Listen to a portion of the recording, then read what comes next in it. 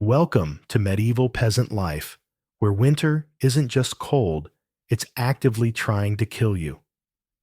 In today's video, we're diving into how tiny humans with massive beards and sheep fat socks manage to survive freezing nights without a single Uniqlo jacket. Before you drift off, don't forget to like, subscribe, and drop a comment. It truly helps me create more cozy content for you, but only if you really enjoy what I'm doing here and share your thoughts in the comments.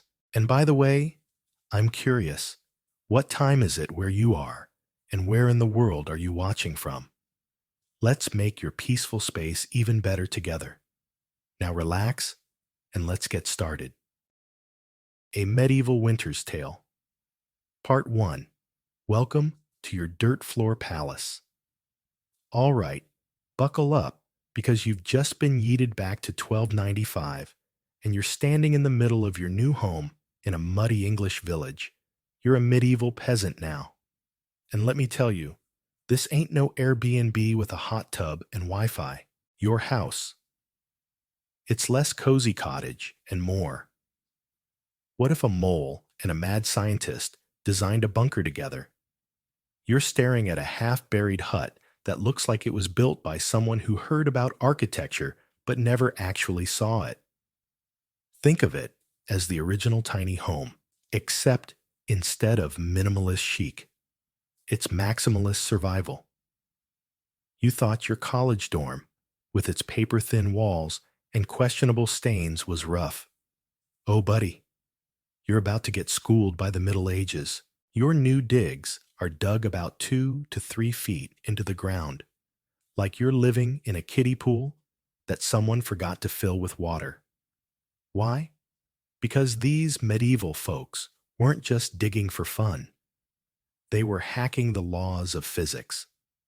That shallow pit keeps your house about 10 degrees warmer than the surface-level shacks the fancy lords live in, according to archaeological studies from sites across England.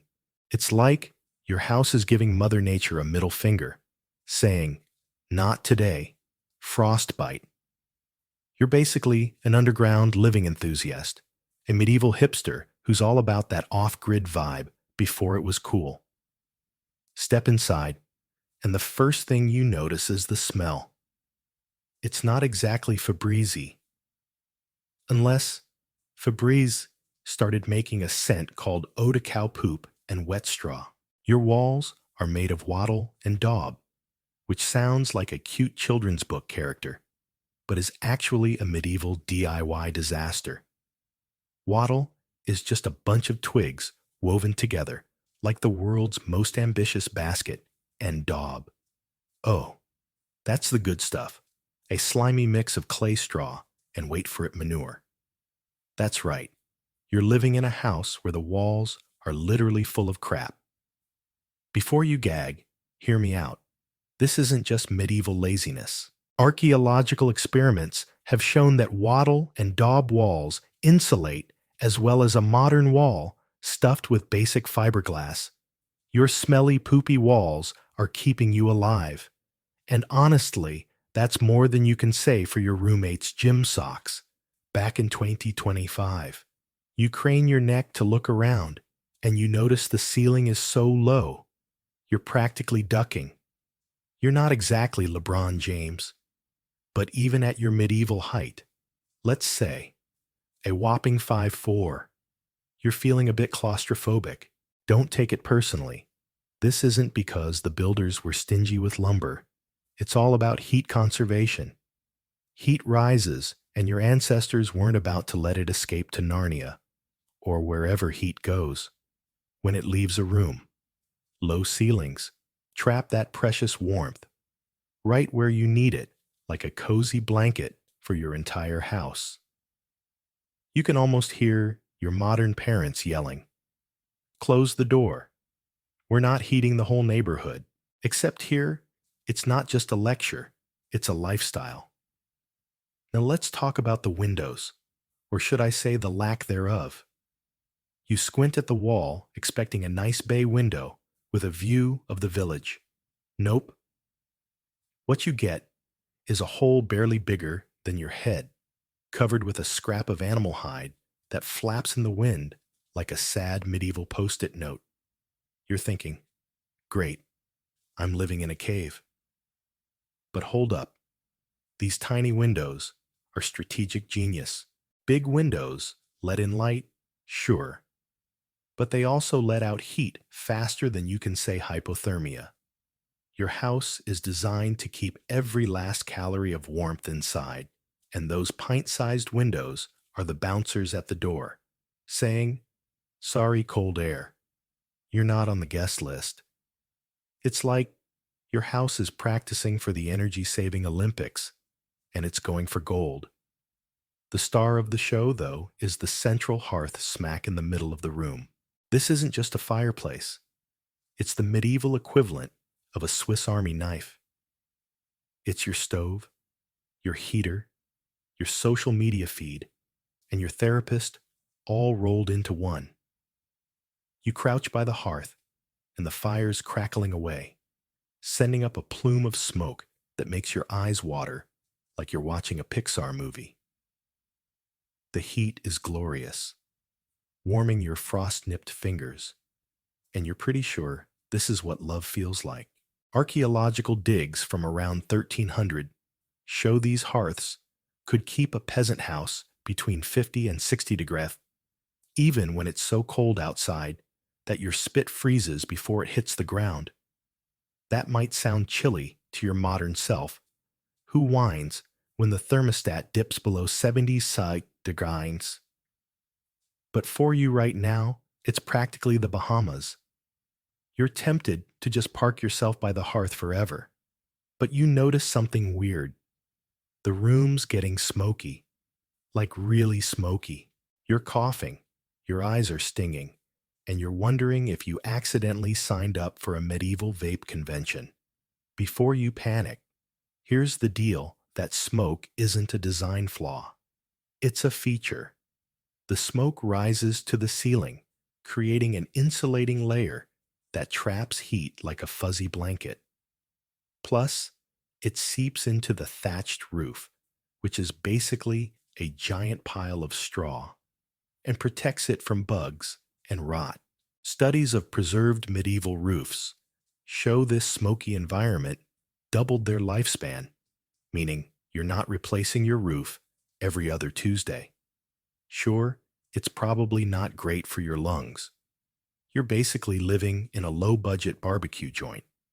But when the alternative is freezing to death, a little cough is a small price to pay. Speaking of that roof, let's take a closer look. You tilt your head back, careful not to hit the low ceiling, and admire the thatch. It's not just a bunch of straw thrown together by someone who failed art class. This roof is a masterpiece of medieval engineering. It's steeply pitched. Not because it looks cool, though. Let's be real. It's got that fairy tale vibe, but because it sheds snow like a champ. Too flat, and the snow piles up until your house collapses like a bad souffle. Too steep, and the thatch slides off faster than your dignity at a karaoke night. Your roof's angle is just right, and archaeological evidence shows it was designed to handle heavy snow loads better than some modern flat-roofed buildings that buckle after a big storm. You're starting to think these medieval folks could teach your city's building department a thing or two. You wander over to the door, which is more like a wooden plank with ambitions. It's small, sturdy, and fits so snugly, you have to put your shoulder into it to get outside. Again, this isn't shoddy craftsmanship. It's all about keeping the heat in. You're not just closing a door, you're sealing a vault. You notice the house is oriented to face the sun's path, soaking up every ray of winter, sunlight like a solar panel. Before solar panels were a thing, archaeologists have found that this sun-facing design could add a few precious degrees of warmth during the day, which is the difference between uncomfortably chilly and send help, I'm a popsicle. As you settle into your new home, you start to notice the little details that scream survival mode. The sleeping area is tucked into the corner farthest from the door because drafts are the medieval equivalent of a horror movie villain. Silent, sneaky, and out to get you. You see patches of fresh daub on the walls, slapped on in autumn to seal any cracks, like your house is getting a seasonal Botox treatment. There are even animal hides pinned up like medieval tapestries, adding an extra layer of insulation. You're not living in a house. You're living in a thermos, and every inch is designed to keep you from turning into a human ice cube. But it's not just the physical stuff that's blowing your mind. You're starting to realize this house isn't a random pile of sticks and poop. It's the result of centuries of trial and error, like a really slow game of architectural telephone. Manor records from the 1200s show that early medieval houses were basic, but by your time in 1295, they've evolved into these sophisticated heat-keeping machines. Your wattle and daub walls aren't just gross, they're breathable, regulating humidity better than modern drywall, which gets moldy faster than forgotten yogurt in the fridge. Your thatched roof. It's a snow-shedding, insect-repelling marvel that laughs in the face of modern roofing tiles. You're living in a house that's low-tech, but high IQ, and you're kind of impressed. You sit by the hearth, warming your hands, and take a moment to process. This dirt floor palace isn't much to look at, but it's a survival fortress. The smoke's making you tear up the walls, smell like a barnyard, and you're pretty sure you'll never stand up straight again, thanks to that low ceiling. But you're warm, you're alive, and you're starting to think these medieval peasants might just be smarter than half the architects on HGTV. You're not just surviving winter, you're thriving in it, one smoky, poopy wall day at a time. Now, if you can just figure out how to stop coughing, you'll be golden. Part 2. Pottage, the eternal crock pot of doom. You're still here, huddled in your dirt floor palace, the smoky glow of the central hearth making you feel like you're starring in a medieval reality show called Survive the Winter or Bust. Your wattle and daub walls are holding strong, even if they smell like a barnyard after a rainstorm. And you're starting to get the hang of this 1295 peasant life. But your stomach's growling louder than a wolf outside, and no, you're not ordering Uber Eats to your half-buried hut. Welcome to the culinary chaos of medieval winter dining, where you're about to become the head chef of a dish so legendary it deserves its own Netflix special pottage, the eternal crock pot of doom.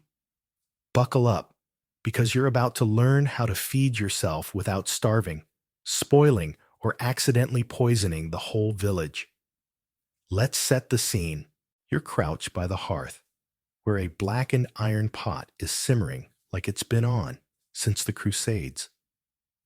This is your pottage, the medieval equivalent of a stew that never sleeps.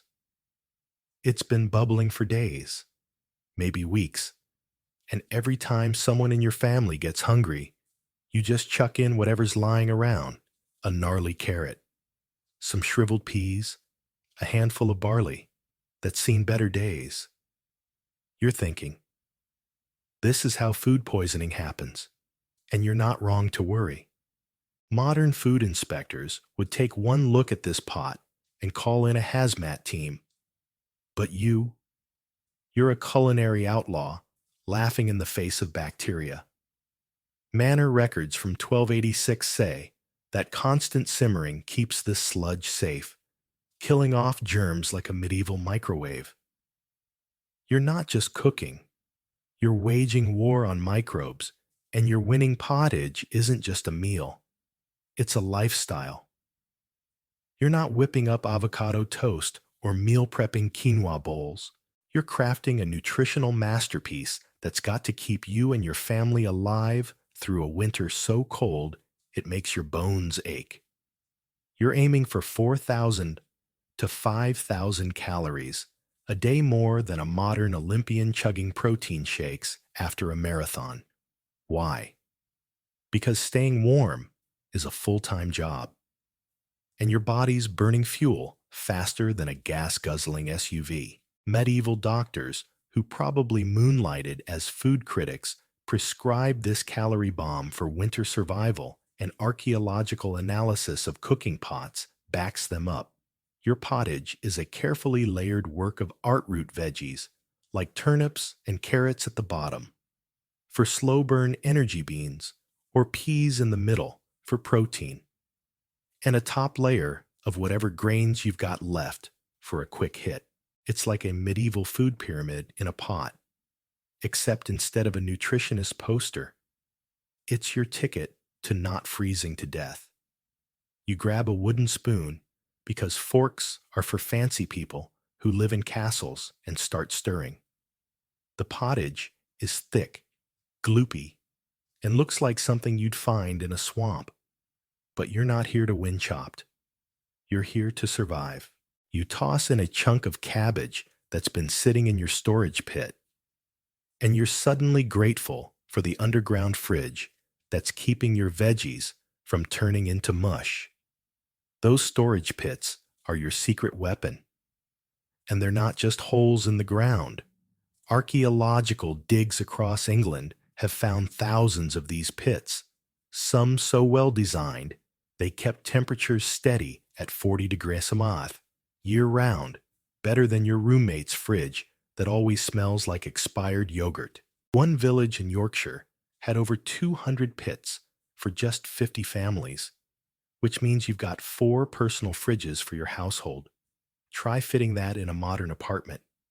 You head outside to grab more ingredients, bracing yourself against the wind that feels like it's trying to personally offend you. Your storage pit is a few steps from the house, lined with clay and straw to keep things dry. You dig through it, pulling out a turnip that's still firm, thanks to the pit's genius design. These pits aren't just dirt basements. They're engineering marvels with drainage channels and ventilation holes that would make a modern plumber jealous. Soil samples from 13th century pits show they maintained humidity levels between 85–95%, perfect for keeping your carrots from sprouting or freezing. You're basically running a medieval Whole Foods, except instead of overpriced kale, you've got turnips that could outlast a nuclear winter. Back inside, you're feeling pretty smug about your storage game, but you're also remembering the village's fool's test. Yeah, that's right. Every few days, someone has to taste a tiny bit of the stored food to make sure it's not gone bad. Manor records say this job rotates kind of like jury duty, but with a higher chance of a stomachache. One guy, in 1292, tried to dodge it by claiming he'd already died from bad turnips. Medieval humor, folks. You're not thrilled about your turn coming up. But the system works. Historical documents show it saved villages from foodborne illnesses. So you're not eating spoiled cabbage and praying for the best. You're starting to think these peasants could teach the FDA a thing or two. You toss the turnip into the pottage and decide to spice things up with some fermented goodies. Oh, you thought fermentation was just for hipsters and their overpriced kombucha. Think again. You're the OG of gut health, with a stash of fermented grains, fruits and veggies that would make a modern nutritionist weep with envy. You grab a jug of winter beer so thick it's practically a meal in itself. Manor records from 1292 describe this stuff as nearly as thick as honey, and modern recreations show it's packing 400 calories per pint. You're basically drinking a cheeseburger, and it's glorious. Lab tests on recreated medieval ferments reveal they had up to 10 times more probiotic strains than modern yogurt, and studies of preserved human remains from your time show gut microbiomes. So diverse They make 2025 health nuts look like amateurs. Your gut's a bacterial utopia, and you're not even trying. You take a swig of the beer, and it's like a warm hug from the inside. The fermentation process isn't just about taste. It's pumping out B vitamins that keep you from getting sick when the village is coughing like it's auditioning for a plague documentary. You're also munching on some pickled cabbage, think medieval sauerkraut, but with more character. It's tangy, it's crunchy, and it's been sitting in a clay pot since autumn, staying fresh, thanks to your storage pit's perfect conditions. You're not just eating, you're biohacking your immune system 700 years before anyone knew what a microbiome was. Now let's talk bread, because no medieval meal is complete without it. You pull out a loaf from a basket near the hearth, and it's not exactly Wonder Bread. This thing is dark, dense, and so heavy, you could probably use it to fend off wolves.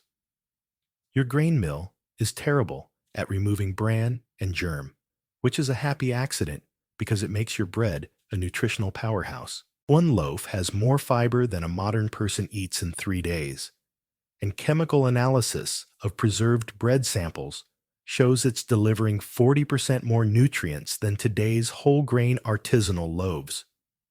Sure, it's hard enough to break a tooth, but it's keeping you alive. You tear off a chunk, dip it in the pottage, and suddenly you're feeling like a medieval Gordon Ramsay, minus the yelling. You're not just throwing random stuff in the pot either. The village has rules about pottage ingredients, and you're following them like it's the law. A1286, Manor Record from New York, says the bottom layer has to be root veggies for steady energy. The middle needs beans or peas for protein, and the top is grains for a quick boost. You're not just cooking, you're engineering a meal that's perfectly balanced for winter survival. Scientists studying these recipes found they provided a mix of complex and simple carbs that kept energy levels stable all day, like a medieval version of those energy gels marathon runners use. Your pottage is a slow-release fuel tank, and you're ready to tackle the cold. But the real magic happens with how you time your meals. You're not eating whenever you feel like it, because medieval life is more scheduled than a corporate Zoom calendar. The whole village eats their main meal at 11 a.m. When the communal bread ovens are at their hottest. Archaeological evidence shows these ovens were massive, some baking up to 100 loaves at once. A baker's log from 1298 says a village of 80 people could raise their home's temperature by 3 degrees Celsius just from the oven's heat. You're not just eating, you're multitasking, heating your house and feeding your family with one fire. When the bread bell rings, yep, there's an actual bell. You know it's time to grab your loaf and dig in. It's like a medieval dinner bell, except instead of calling you to a 5-star restaurant, it's calling you to a pot of swampy stew. You're also eating strategically throughout the day. Manor records show you've got a big meal at dawn to kickstart your body's heat engine, another at midday to keep it going, and a smaller one before bed to fuel you through the night. This isn't just random. It's practically chronobiology before anyone knew what that was. Modern studies say your meal timing aligns perfectly with how your body metabolizes energy, maximizing warmth and efficiency. You're not counting macros for a beach body. You're counting calories to avoid becoming a medieval icicle, and you're nailing it. As you stir the pottage, you're starting to appreciate the science behind it all. Your storage pits your fermented foods, you're dense as a brick bread. They're not just random hacks. They're the result of centuries of trial and error, passed down like a family recipe for survival. A medieval manuscript from 1283 even lists veggies by their cold sensitivity like a primitive thermometer made of turnips. If your carrots start frosting, you add more straw to the pit. If they're sprouting, you tweak the ventilation. You're not just a peasant, you're a food preservation ninja, and your storage pit is your dojo. But it's not all smooth sailing. You're dreading the frost watch shift, where you'll have to check the communal fires, and you're not thrilled about the village's penalty system for slacking miss your turn. And you're coughing up a chicken or 3 dozen eggs per a 1267 manor record. You're also side-eyeing the pottage, wondering if it's going to taste like last week's leftovers. Spoiler, it will.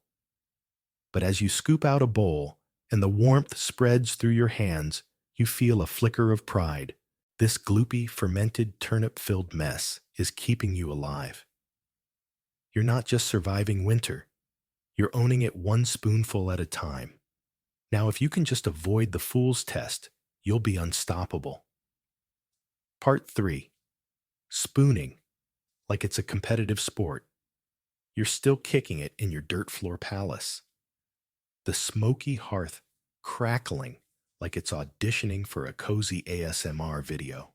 Your belly's full of pottage, that gloopy stew that's been simmering since the Magna Carta was signed, and you're feeling like a medieval Iron Chef after nailing your 5,000-calorie dinner.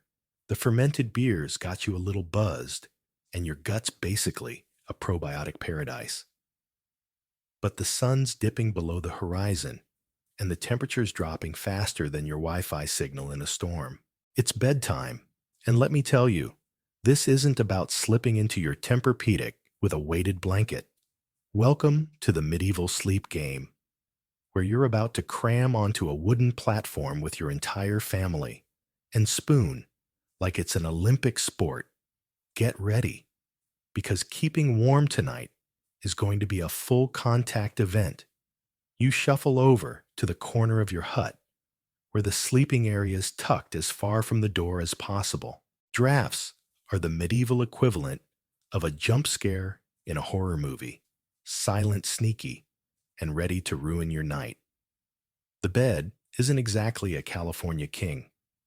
It's a wooden platform about the size of a modern twin mattress, covered with a thin layer of straw that's pricklier than your uncle's passive-aggressive holiday texts. You thought your college dorm bed was cramped. Try squeezing 6 people: your parents, your little sister, your creaky grandma, your annoying cousin, and you onto this thing. It's like playing human Tetris. And there's no pause button. Archaeological evidence from the 1250s shows this was standard for peasant families. And you're starting to understand why medieval folks didn't bother with personal space. You climb onto the platform, and the first thing you notice is the angle. It's not flat, like your modern bed, where you sprawl out like a starfish. This thing's tilted at a precise 15 degrees, like it was designed by a carpenter who moonlighted as a thermodynamics professor. You're not lying down. You're semi-reclined, like you're chilling in a lazy boy that smells like straw and regret. Why the weird angle? Because medieval peasants were sleep scientists before sleep scientists were a thing. Modern thermal analysis shows this tilt creates perfect air circulation while minimizing heat loss, keeping the platform 12 degrees C warmer than a flat surface. Plus, it reduces the surface area exposed to cold air by about 30% compared to lying flat, according to studies of medieval bed designs. You're not just sleeping. You're hacking the laws of physics to stay alive. You try to get comfortable, but comfortable is a strong word when you're wedged between your sister, who's kicking like she's dreaming of soccer, and your cousin, who smells like he bathed in pottage. The platform's layered with insulation, and it's not just a pile of random junk. The bottom's packed with straw, changed out every season, to keep things fresh-ish. Above that, There's a layer of wool scraps because your family's not rich, but you've got some sheep connections on top. You've thrown every rag and hide you own, creating a patchwork quilt that looks like a medieval thrift store exploded. Each layer cuts air movement by about 40% per reconstructions of medieval beds. So you're basically sleeping in a thermos. You're starting to think your modern duvet is overrated. The real magic, though, is the body heat. You're not sleeping alone. And this isn't some cute family cuddle. It's a survival strategy. 6 bodies crammed together are pumping out enough heat to raise the platform's temperature by 8 degrees, according to modern studies of shared sleeping arrangements. You're spooning so tightly, you're pretty sure you're legally married to your cousin by now. The youngest and oldest, your sister, and grandma get the middle spots because they're the most likely to turn into popsicles. You're on the edge, trying not to fall off, but you're still warmer than you'd be sleeping solo. It's like your family's a human furnace, and you're all in on the group project of not freezing to death. Just as you're settling in, you hear a knock. It's the village sleep inspector, because yes, that's an actual job. And medieval bureaucracy is wild. This guy's got a measuring rod and a face that says he's seen too many inefficient sleep setups. He's here to make sure you're not wasting warmth with gaps between sleepers. Manor records from 1289 show families got fined for spreading out too much because apparently even your bedtime posture is a community issue. You shift closer to your sister, who grumbles but complies, and the inspector gives a grudging nod. Get caught with too much space. That's a week's worth of firewood docked, and you're not about to lose your precious fuel stash. You're starting to think your HOA back in 2025 was a walk in the park compared to this. The inspector's not just being a jerk. Sleep efficiency is life or death stuff. If you don't pack in tight, you're letting heat escape faster than your dignity at a middle school dance. The village has rules, and they're enforced with the kind of zeal you'd expect from a DMV employee on a power trip. One record from 1298 describes a village elder demonstrating proper sleep positioning by arranging a family like spoons in a drawer. And you're living that metaphor right now. Scientific analysis shows this spooning setup raises body temperature by up to 2 degrees Celsius compared to random positioning, and you're feeling the difference. Your toes, which were numb an hour ago, are starting to tingle with warmth. You're not just sleeping, you're winning at thermodynamics. You glance at the platform's height, and it's not random either. It's exactly 18 inches off the ground, high enough to keep you above the coldest air that pools at floor level, but low enough to catch the rising heat from the hearth. Modern environmental studies show this height is perfect for dodging the Arctic zone while soaking up ambient warmth. Some clever households in your village even built their platforms above the cattle pen, medieval underfloor, heating at its finest. Your family's not that fancy, but you're still getting a 5 degree boost from the elevation per temperature measurements in reconstructed huts. You're starting to think your modern bed frame is a scam. The platform's got a slight curve like a subtle bowl, so nobody rolls off in the night. Wear patterns on preserved beds. Show this was standard, and you're grateful because your cousin's a restless sleeper who'd probably launch himself into the hearth otherwise. The straw's poking through your tunic, and you're pretty sure you'll wake up with a rash. But it's better than the alternative manor records from 1250 to 1350. Mention families being relocated to the communal hall during cold snaps if they couldn't maintain proper sleeping conditions and you're not about to get evicted from your own bed. You pull the hides tighter around you, and for a moment, you're almost cozy. But sleep in medieval times isn't just about passing out for 8 hours. You're on a schedule stricter than a boot camp sergeant. Unlike your 2025 self, who crashed Syrians, crashing whenever you felt like it, your family coordinates sleep positions like it's a military operation. The youngest and oldest start in the middle. But as people get up for night duties, checking the fire-tending animals, or the infamous first sleep activities, you rotate positions to keep the heat distribution optimal. Manor records include diagrams of these rotation patterns, and you're following them like it's a dance routine. You're half asleep, but you shift when your dad nudges you, moving to the middle while your sister takes the edge. It's like a slow-motion conga line, except everyone's unconscious and smells like fermented barley. This split sleep pattern is weird but normal. You wake up around midnight for an hour or two, do some light tasks, maybe gossip with your mom about whose ox ran away, with whose cow, then go back to bed until dawn. Medical records from the 1300s say this second sleep routine was healthy. And you're starting to see why. It's like a built-in power nap. And you're not even stressing about it. Meanwhile, your 2025 self felt guilty about a 20-minute snooze at your desk. You're living the dream. Well, the slightly itchy, smoky, crowded dream. As you drift off, you're hyper-aware of the sounds. The hearth's dying, crackle. Your grandma's snoring. The wind howling outside, like it's got a personal vendetta. You're also thinking about the animals below the platform. Your family's cows are down there, their breath adding a few degrees of warmth. You're not thrilled about the smell, but you're grateful for the heat. The platform's layered construction is keeping drafts at bay, and you're starting to appreciate the genius of it all. This isn't just a bed. It's a survival pod designed through centuries of trial and error.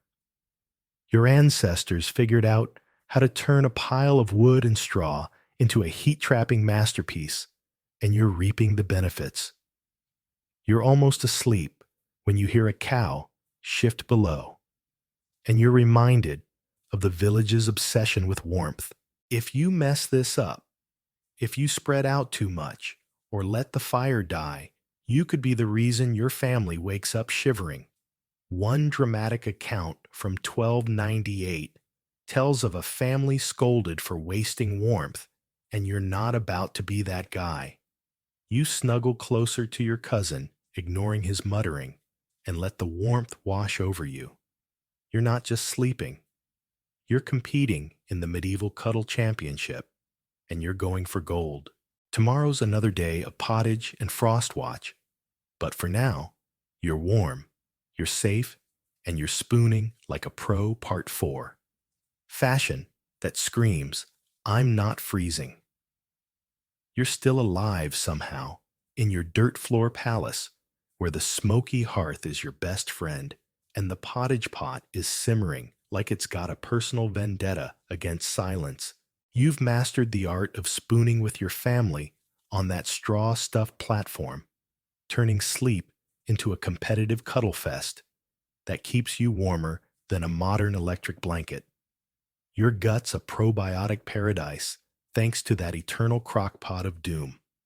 And you're starting to think you're not half bad at this $12.95 peasant gig, but the wind's howling outside, rattling the animal hide over your tiny window, and it's time to face the day. You're not stepping out in a flimsy t-shirt and jeans, though. Welcome to medieval winter fashion, where your wardrobe is less about slaying looks and more about not literally freezing to death. Get ready to wrap yourself in wool moss and a whole lot of attitude because you're about to become a walking thermos.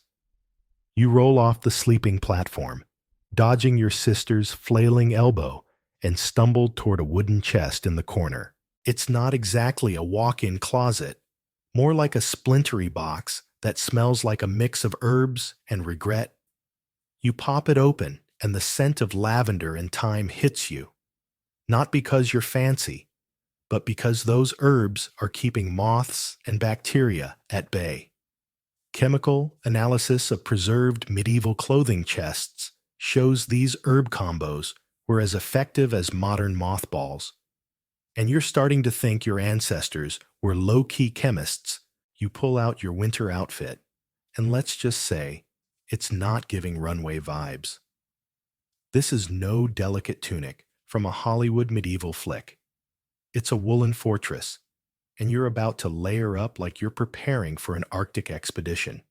First things first, you're not washing these clothes. Nope, not even a quick rinse. You're staring at your cloak, which is crusty with dirt and smells like it's been through a few too many winters, and you're wondering if you've hit rock bottom. But hold up, there's science behind this grime. Wool's natural lanolin acts as a waterproofing agent, and washing it out is like throwing away your umbrella before a storm. A medieval text from 1267 warns, "A clean wool cloak is a cold wool cloak," and you're not about to argue with wisdom that's keeping you alive. Modern lab tests on preserved garments show unwashed wool retains up to 40% more water resistance than washed versions. So you're rocking the dirty look with pride. You're not gross. You're a survival influencer. You start with the innermost layer, a thin wool tunic woven with nettle fibers. It's itchy as hell, like wearing a sweater made of low-grade sandpaper, but it's got a job to do. The nettle-wool blend wicks moisture away from your body, keeping you dry, even when you're sweating from hauling firewood or dodging your cousin's sleep kicks.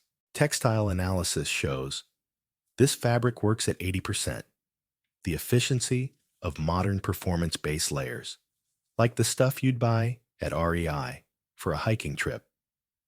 You're basically wearing medieval Under Armour, except it costs you nothing and makes you scratch like you've got fleas. A medieval writer once complained about the eternal itch of winter clothes, but noted it was better than freezing, and you're nodding along as you pull the tunic over your head.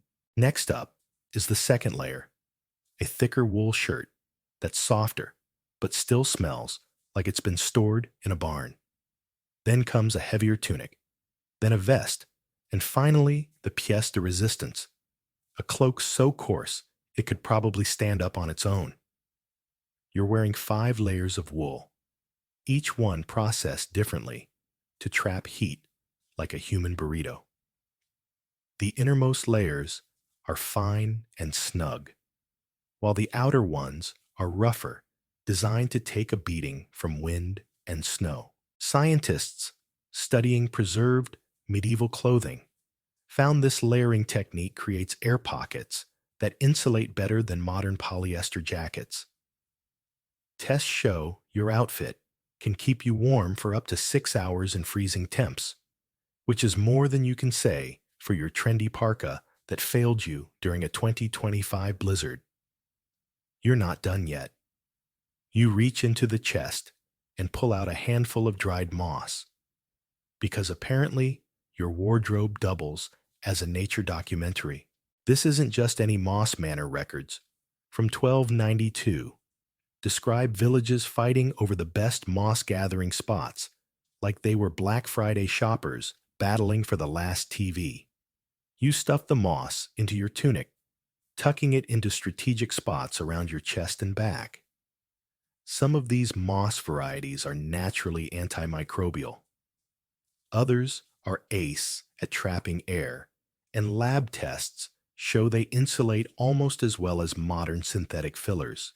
You're basically wearing a medieval version of Gore-Tex, except it's free and smells like a forest floor. You're starting to think your 2025 self spent way too much on camping gear.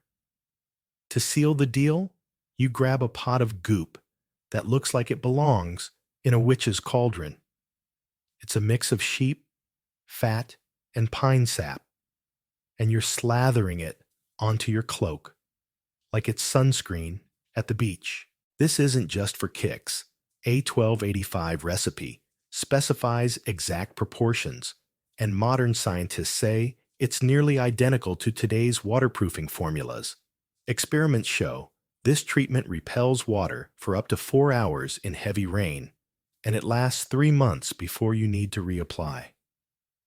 You're not just warm, you're practically weatherproof, strutting around like a medieval superhero whose power is not getting soggy.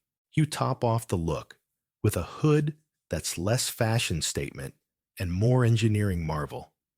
It's got multiple panels adjustable to block wind from any direction, and tests on reconstructed hoods show they cut wind chill by up to 60%.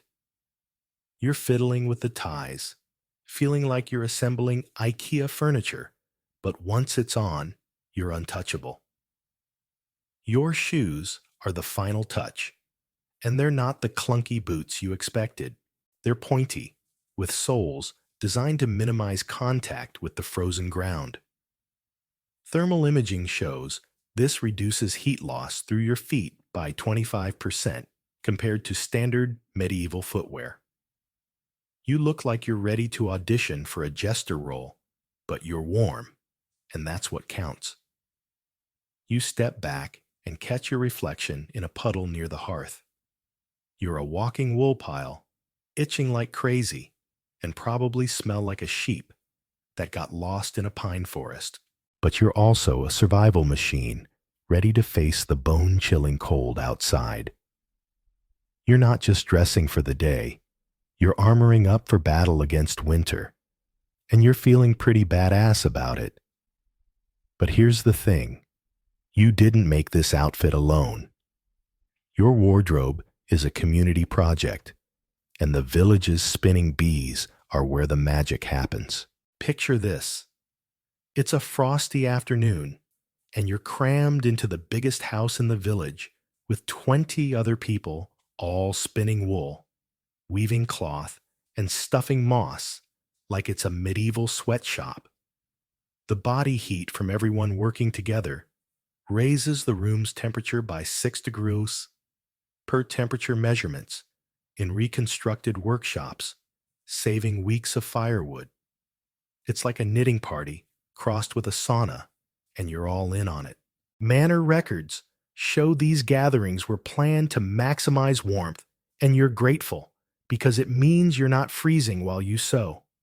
You remember one spinning bee where the village got into a heated debate over who got the best moss stash. A 1292 record mentions 2 families nearly coming to blows over a particularly fluffy patch, and you're chuckling because you snagged some of that prime moss for your tunic. The women in the village are the real MVPs, teaching you how to layer the wool fibers in different directions to maximize insulation. Analysis of medieval weaving patterns shows this technique traps heat better than random weaves, and you're starting to think your village could start a fashion line called Frostbite Chic. The clothes aren't just thrown together either. The village has a seasonal clothing rotation timed with nature's cues. A 1278 record lists signs like "when the blackberries wither" or "when the geese fly south" as signals to break out the heavy winter gear.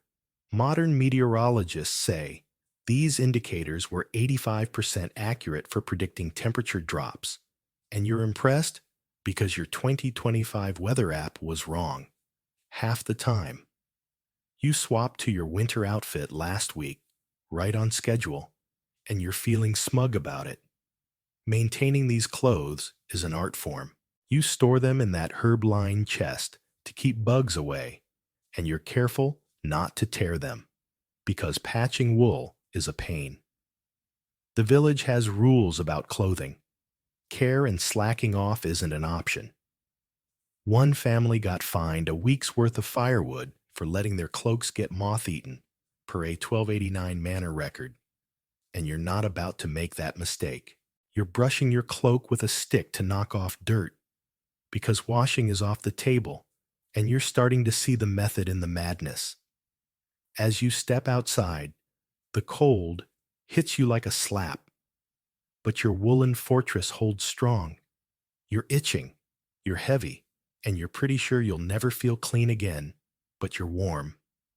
The wind's screaming, but your hood's got your back, and your pointy shoes are keeping your toes from turning into ice cubes. You're not just a peasant. You're a fashion-forward survivalist, rocking a look that says, "Winter, you can't touch me." Tomorrow, you'll face Frostwatch and more pottage. But for now, you're strutting through the village like you own the place, one woolly moss-stuffed step at a time. Part 5. The Village That Never Froze. You're still here, thriving in your dirt floor palace, where the smoky hearth is your lifeline and the pottage pot is simmering like it's got a grudge against downtime. You've mastered the art of spooning with your family on that straw-stuffed platform, turning sleep into a heat-trapping cuddle marathon. Your woolen wardrobe stuffed with moss and slathered in sheep fat makes you look like a walking haystack, but keeps you warmer than a modern ski jacket. You're chugging fermented beer and scarfing dense bread. Your gut, a probiotic utopia that would make a 2025 health guru jealous. But surviving winter isn't just about you and your hut. It's about the whole village, pulling together like a medieval startup with one goal: don't freeze. Welcome to the final act, where you're about to see how your community turns winter into a team sport, and you're all playing for keeps. It's dawn, and the cold's biting harder than your grandma's sarcasm. You're pulling on your pointy shoes, ready to face the day when you hear the horn blast signaling the start of Frostwatch. You groan because it's your turn, and you'd rather be back in your cozy spooning pile. But this village isn't just a collection of smelly huts. It's a well-oiled machine, and you're a cog in the survival engine.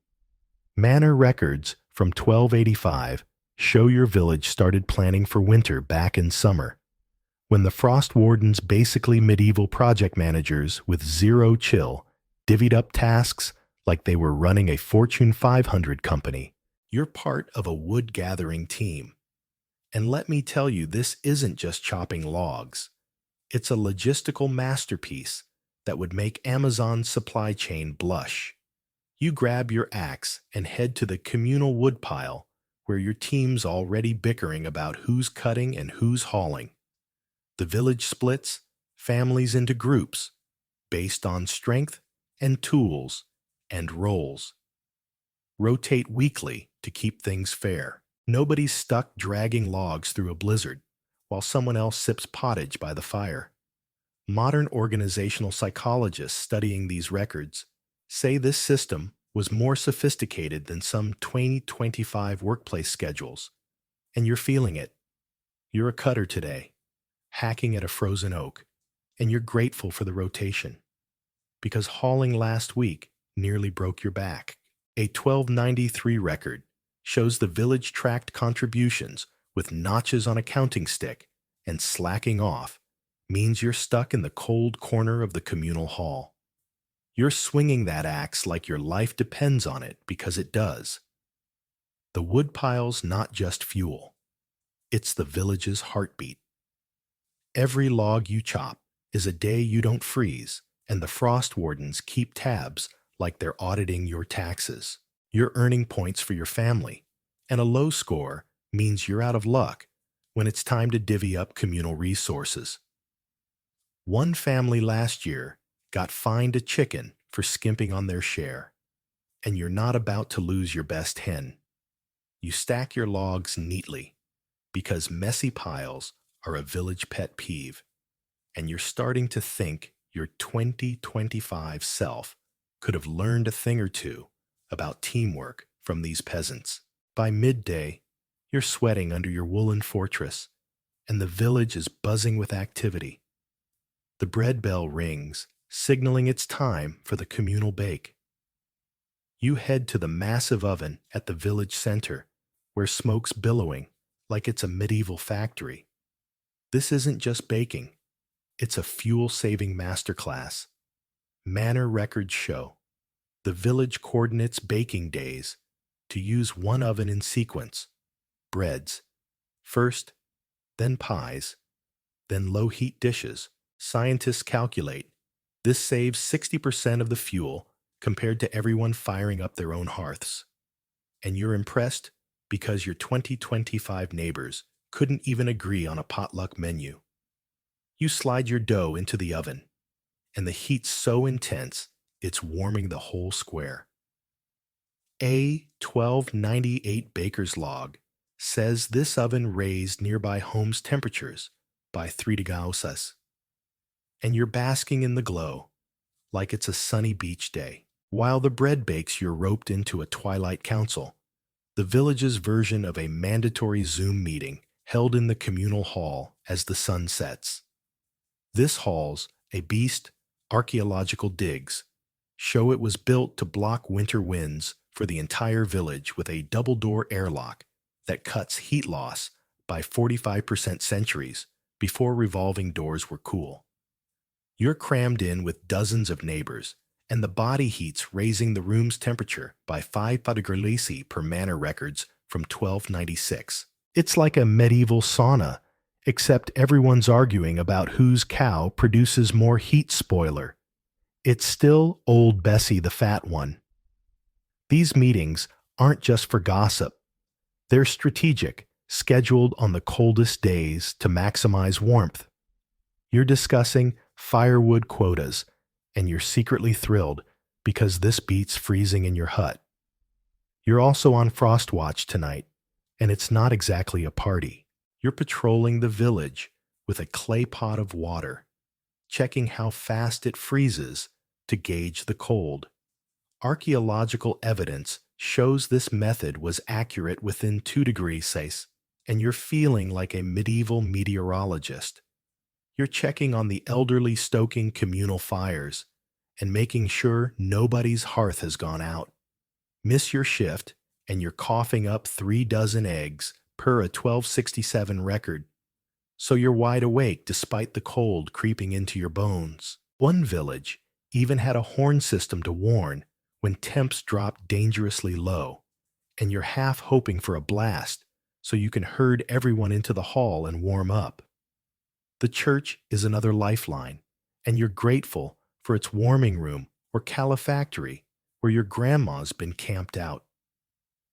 These rooms found in archaeological studies used body heat and strategic design to stay 8 degrees Celsius. Warmer than outside, perfect for the elderly and infants. You drop by to check on her, and she's gossiping with the other grannies like it's a medieval knitting circle. The church's warmth watchers keep the room toasty, and you're starting to think your village's social welfare system is better than your 2025 city's snowplow schedule. Some villages have wild innovations, and you're jealous of the one with underground tunnels connecting key buildings. Archaeologists thought they were for storage, but they're heated passageways like medieval subway tunnels without the rats. Your village's trick is hot rocks, big stones, heated in the communal oven, wrapped in wool, and handed out to the elderly like portable heaters. You grab one for grandma, and it's like giving her a medieval hand, warmer. The ingenuity blows your mind, and you're starting to see why your village hasn't frozen yet. The real genius is the community support network.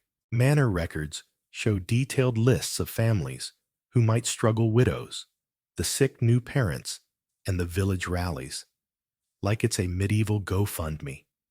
You're part of a team checking on a family with a newborn, dropping off extra firewood and a loaf from the bake. It's not just kindness, it's survival math. If one family goes down, the whole village suffers. So you're all in this together. You're hauling logs for a neighbor who's laid up with a bad leg, and you know someone's got your back if you need it. It's like your 2025 group chat, but instead of memes, you're sharing warmth and food. As night falls, you're back in the communal hall, wrapping up the Twilight Council. The room's warm, the bread's fresh, and you're feeling a flicker of pride. This village isn't just a bunch of huts. It's a survival machine honed by centuries of trial and error. You're not just a peasant. You're part of a team that's outsmarting winter with nothing but logs, rocks, and sheer grit. You head home, your woolen fortress holding strong against the wind, and crawl onto the sleeping platform with your family. The pottage pot's still simmering, the hearth still crackling, and you're warm-fed and alive. You've made it through another day, and as you spoon up with your sister, you realize something. Your village never froze because you all kept the fire burning together. How medieval people entertained without electronics. The storyteller who steals the night. All right, buckle up, because you've just been zapped back to 1295, and you're not some tech-addicted desk jockey refreshing X for the latest memes. You're a regular Joe, or let's say John, in a muddy little town in England, where the closest thing to Wi-Fi is the gossip flying around the tavern. You thought your 2025 Netflix binges and podcast marathons were the pinnacle of entertainment. Think again, because you're about to get schooled by a medieval storytelling session that makes your streaming subscriptions look like child's play. You're sitting on a creaky bench in the town's tavern, the air thick with the smell of ale sweat, and a fire that's crackling like it's trying to keep up with the crowd's energy. The star of the night is Godwin, a scop, a wandering storyteller who's basically the medieval equivalent of a rock star, and he's about to blow your mind with nothing but his voice, a harp, and a memory that could put your smartphone to shame. Welcome to a night where stories rule, and you're about to learn that 1295 knows how to party without a single screen. You shove your way through the tavern's crowd, dodging a guy who's already 3 mugs deep and arguing about whose cow makes better milk. The place is packed. Merchants, farmers, a few shady-looking travelers, and even the blacksmith's wife who's got a laugh that could wake a dragon. You snag a spot near the fire because it's January, and the cold's biting harder than your boss's emails back in 2025. Your wool tunic's itchy. Your boots are caked in mud, and you're pretty sure you smell like a barnyard. But you're not here to win a beauty contest. You're here for Godwin, the guy everyone's been buzzing about since he rolled into town. Word is, he's got tales that'll make you laugh, cry, and check under your bed for monsters, and he's memorized them all. No notes, no teleprompter, just pure brain power. You're skeptical, because your 2025 attention span's about as long as a TikTok clip, but you're willing to give it a shot. After all, what else are you going to do? Scroll through parchment.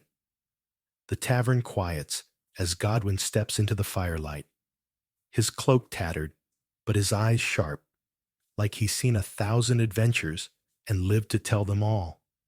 He's clutching a small harp, its strings glinting like they're ready to sing on their own.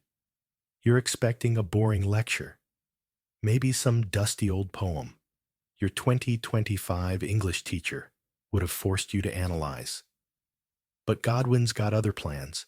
He strums the harp, a low, haunting note that cuts through the chatter like a knife and launches into the epic of Beowulf.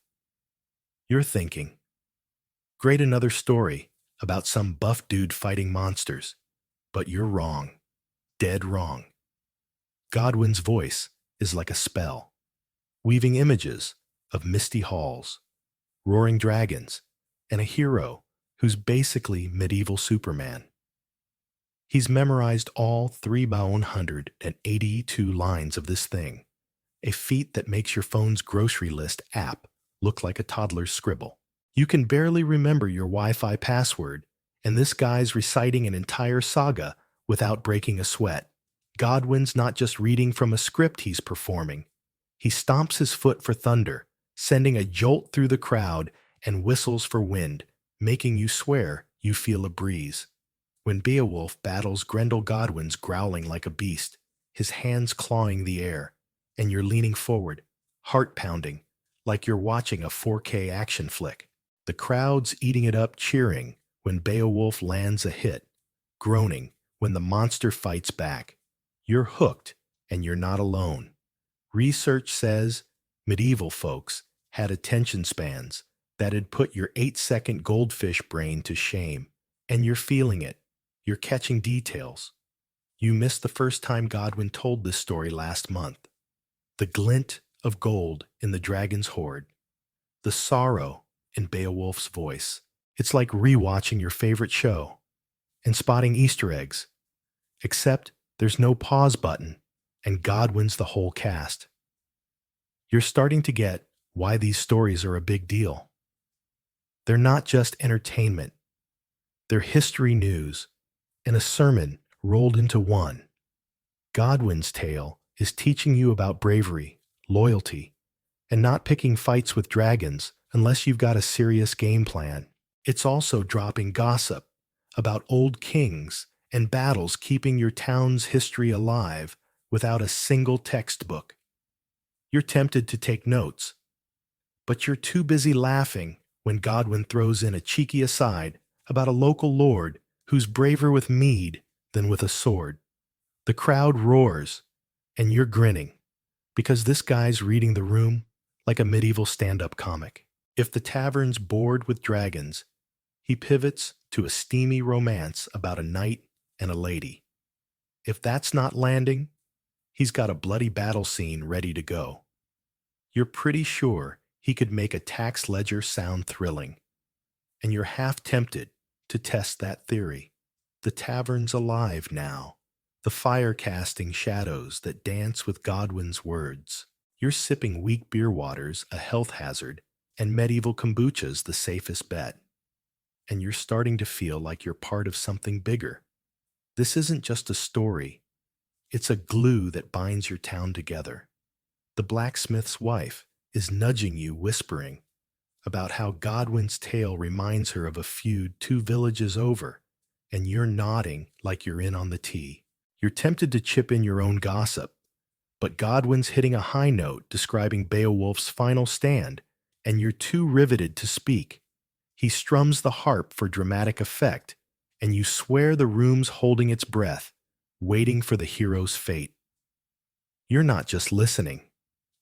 You're living this story, and it's better than any 2025 VR game you've ever played. Godwin's not working alone, though. He's got a knack for crowd control that'd make a modern influencer jealous. When a drunk guy in the back starts heckling, Godwin doesn't miss a beat. He weaves the guy's name into the story as a bumbling villain, and the crowd's howling with laughter. You're cackling so hard, you spill your beer, but it's worth it. Historical accounts say Scops were masters at this switching gears to keep the audience hooked, and Godwin's proving it.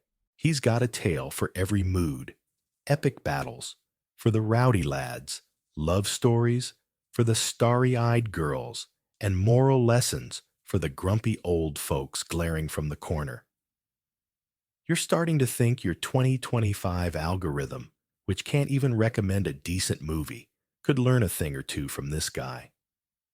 The story's winding down now, and Godwin's voice softens, painting a picture of Beowulf's final moments. The crowd's quiet. Some folks wiping their eyes, and you're feeling a lump in your throat you didn't expect. You're not crying. You're just, allergic to tavern smoke. Okay? Godwin strums one last note, and the room erupts in cheers. Mugs banging on tables like medieval applause. You're tossing a coin into his hat because this guy's earned it, and you're already buzzing for his next visit. You're starting to get why these stories are the heart of your town. They're not just fun. They're a lifeline, keeping everyone connected when winter's trying to freeze your soul. You're not just a tavern regular. You're part of a 1295 fandom, and Godwin's the headliner stealing the night. Tomorrow, You'll face muddy streets and grumpy cows. But tonight, you're a hero in a story bigger than yourself, and you're loving every second. The theater. That's a total riot. You're still buzzing from last night's tavern tale, where Godwin the Scop spun Beowulf like he was directing a Hollywood blockbuster, complete with foot-stomping thunder and a harp that could make dragons cry. It's 1295, and you're John, a regular guy in a muddy English town, where the closest thing to Netflix is a good story and a mug of weak beer. You thought your 2025 IMAX marathons were the height of entertainment. Think again, because you're about to dive into a medieval theater performance that makes your local Cineplex look like a snooze fest. You're trudging through the town square, your boots sinking into the muck, headed for a rickety wooden stage that's less Broadway and more. We hope this doesn't collapse. The air's crisp, the crowd's rowdy, and you're ready for a show that's part play, part riot, and all chaos. Welcome to the medieval theater, where the audience is half the drama, and you're about to learn that 1295 knows how to throw a spectacle. You join the mob, surging toward the stage, a creaky platform surrounded by a sea of townsfolk who smell like they haven't bathed since the last king's coronation. You fork over a penny, cheaper than a nail, a steal compared to your 2025 movie tickets, and wedge yourself into the pit. A muddy patch where 3,000 people are crammed like sardines. You thought your stadium concerts were packed. This is next level with no roof, no seats, and a sky that's spitting drizzle, like it's personally offended by fun. The rich folks are perched in cushioned galleries sneering down at you like you're a peasant, which fair enough, you kind of are. Your wool tunic's damp, your boots are a lost cause, and you're pretty sure the guy next to you just spilled ale on you. But you're not here for comfort. You're here for the show. And the rumors say this troupe's got a play about knights' demons and enough fake blood to drown a village. The stage is a mess of props, wooden swords, a wobbly throne, and a rope rig that looks one tug away from disaster. You're skeptical because your 2025 brain's used to CGI explosions and 4K visuals, but the crowd's buzzing like they're about to see the Super Bowl. The actors stumble out, decked in costumes that are half patchwork, half ambition. And you're stifling a laugh because the demon looks like he's wearing your grandma's curtains. But then the play starts, and holy moly, it's chaos in the best way. The story's a wild mix of a knight slaying a demon to save a princess, and the actors are selling it shouting lines like their lives depend on it. You're hooked, because this isn't some polite theater where you clap at the end. This is a full contact sport, and the audience is playing along. You're cheering when the knight lands a hit, booing when the demon snarls, and tossing a rotten apple when the princess overacts her fainting scene. You thought your 2025 Rotten Tomatoes reviews were savage. Try medieval theater, where the crowd's hurling fruit and insults like it's an Olympic event. The guy next to you, 3 mugs deep, is yelling, "Get on with it," and you're cackling because the actors are shouting back, calling him a malt-soaked mule. Historical accounts say audiences ate, drank, and heckled through shows, and you're living it, munching on a crusty bread roll. You swiped from the tavern. The pit smells like a mix of mud sweat and questionable hygiene, but you're too caught up to care. This is immersive theater. Before immersive theater was a thing, and you're all in. The special effects are where things get wild. You're expecting cheap tricks, but these guys are going for broke. When the knight flies to battle a dragon, they hoist him on a rope that creaks like it's begging for mercy, and you're holding your breath, half expecting him to crash into the crowd. He doesn't, but it's close, and you're cheering like he just won an Oscar. The demon's death scene is a bloodbath, literally, thanks to pig bladders stuffed under the actor's costume, spurting red goo that makes the pit scream with delight. You're dodging splatters, but you're grinning because this beats your 2025 gore flicks any day. Thunder roars when a backstage lackey rolls cannonballs down a wooden trough, and lightning's just a guy banging a metal sheet. But it's so effective, you swear the storm's real. You hear about the Globe Theater burning down in 1613 when a prop cannon misfired, and you're suddenly very aware of the straw-strewn stage.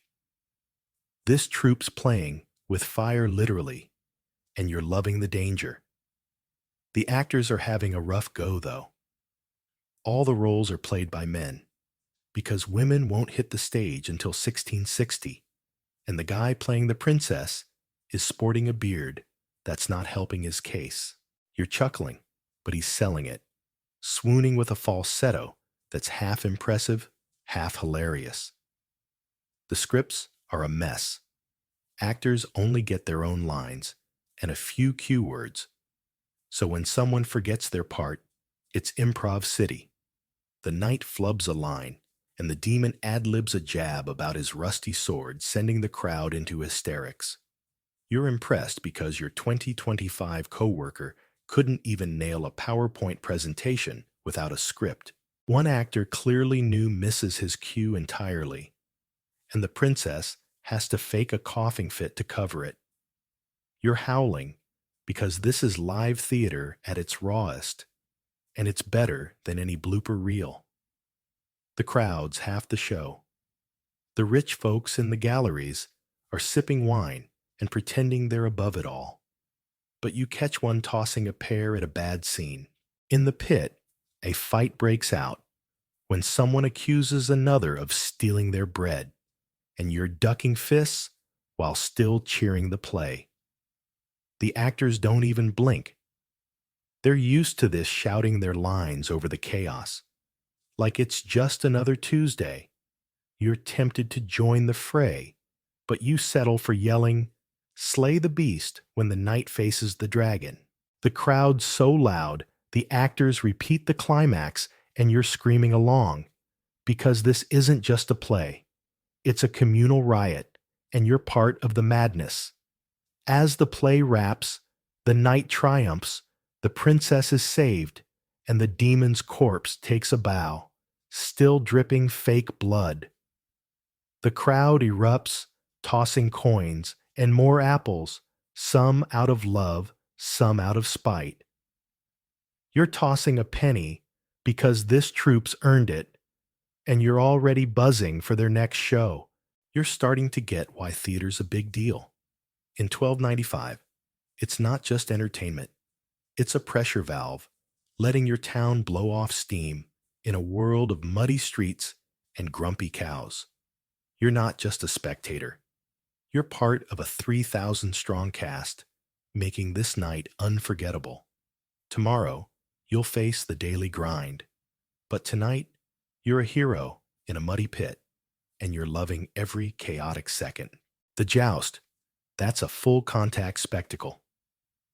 You're still riding high from the wild nights in your muddy English town, 1295, where Godwin the Scop turned a tavern into a saga-soaked epic, and a chaotic theater troupe made your 2025 IMAX binges look like a PowerPoint presentation. You're John, a regular guy with a wool tunic that's seen better days and boots that are basically mud sculptures at this point. You thought your Super Bowl watch parties were the peak of excitement. Think again, because you're about to crash a jousting tournament that makes modern sports look like a friendly game of checkers. You're slogging through the town's outskirts to a field buzzing with banners, trumpets, and enough armored lunatics to fill a blockbuster. The air's thick with the smell of horse sweat and roasted meat, and you're ready for a spectacle that's part Super Bowl, part Olympics, and part WWE cage match. Welcome to the Joust, where knights turn entertainment into a full-contact life-or-death extravaganza. And you're about to learn that 1295 plays hard. You elbow your way through a crowd that's bigger than the one at last week's market day, dodging a kid selling questionable meat pies and a drunk who's already betting his only goat on the wrong night. The tournament field's a riot of color. Bright flags, flapping tents decked out in every shade of look at me, and knights strutting like they're auditioning for a medieval reality show. You've got no coin for the fancy stands where the lords and ladies are sipping wine and pretending they're above it all. So you stake out a spot in the muddy throng, shoulder to shoulder, with farmers' merchants and a guy who smells like he slept in a stable. Your 2025 brains used to cushy stadium seats and overpriced nachos, but you're not complaining. This is raw, and you're here for it. You're clutching a crusty bread roll and a mug of weak beer because water's basically poison, and you're buzzing with anticipation because word is this joust is going to be legendary. The trumpets blare, and the crowd roars as the knights ride out their horses snorting like they know what's coming. You thought NFL players were tough. These guys are hauling 110 pounds of armor. Imagine carrying your entire grocery haul up 10 flights of stairs, then sprinting. They're gripping 14-foot lances, and their armor's so blinged out, it makes your 2025 smartwatch look like a toy from a cereal box. You're betting your last egg on Sir Baldwin, a local hotshot whose gold-trimmed gear screams, "I'm too extra to lose." His helmet's got a plume that's practically a peacock, and his shield's painted with a lion that looks ready to eat the competition. You hear about a French knight who bankrupted himself on tournament bling, mortgaging his estate for a gem-studded breastplate, and you're chuckling because Baldwin's not far behind. This isn't just a sport. It's a fashion show with a side of potential concussions. The first joust kicks off, and you're not ready for the chaos. Two knights charge at each other at 40 miles an hour, faster than your 2025 city speed limit. Lances aimed like they're trying to skewer a dragon. The impact's like a car crash at 25 miles an hour. And when Sir Baldwin's lance shatters against his opponent's shield, the crowd screams like it's the World Cup final. The other knight hits the dirt out cold, and you're jumping up and down, splashing beer on the guy next to you, who's too busy cheering to care. Historical records say jousting was insanely dangerous. One wrong hit, and you're looking at broken bones, concussions, or worse. You're thinking about King Henry II of France, who took a lance splinter to the brain in 1559, and you're suddenly very glad you're not wearing armor. You're just a spectator, but your heart's pounding like you're the one on the horse. Between jousts, the entertainment's just as wild. Heralds are hyping the knights like medieval sports announcers, shouting, "Sir Baldwin's stats: 5 wins, 2 broken lances, and a horse that's faster than a lord's tax collector." You're eating it up because this beats your 2025 ESPN pregame. Shows any day, jesters tumble across the field, flipping over barrels and juggling knives, and you're holding your breath when one nearly takes off his own ear. You hear about a 1466 tournament where they flooded a field for a fake naval battle, complete with real ships, and you're jealous this town's stuck with mud and straw. But it's still epic. A mock battle breaks out with dozens of squires swinging wooden swords, and you're cheering like it's a live-action video game. You're tempted to jump in, but you settle for tossing a cheer for Baldwin, because you're not about to get trampled for glory. The crowd's half the show.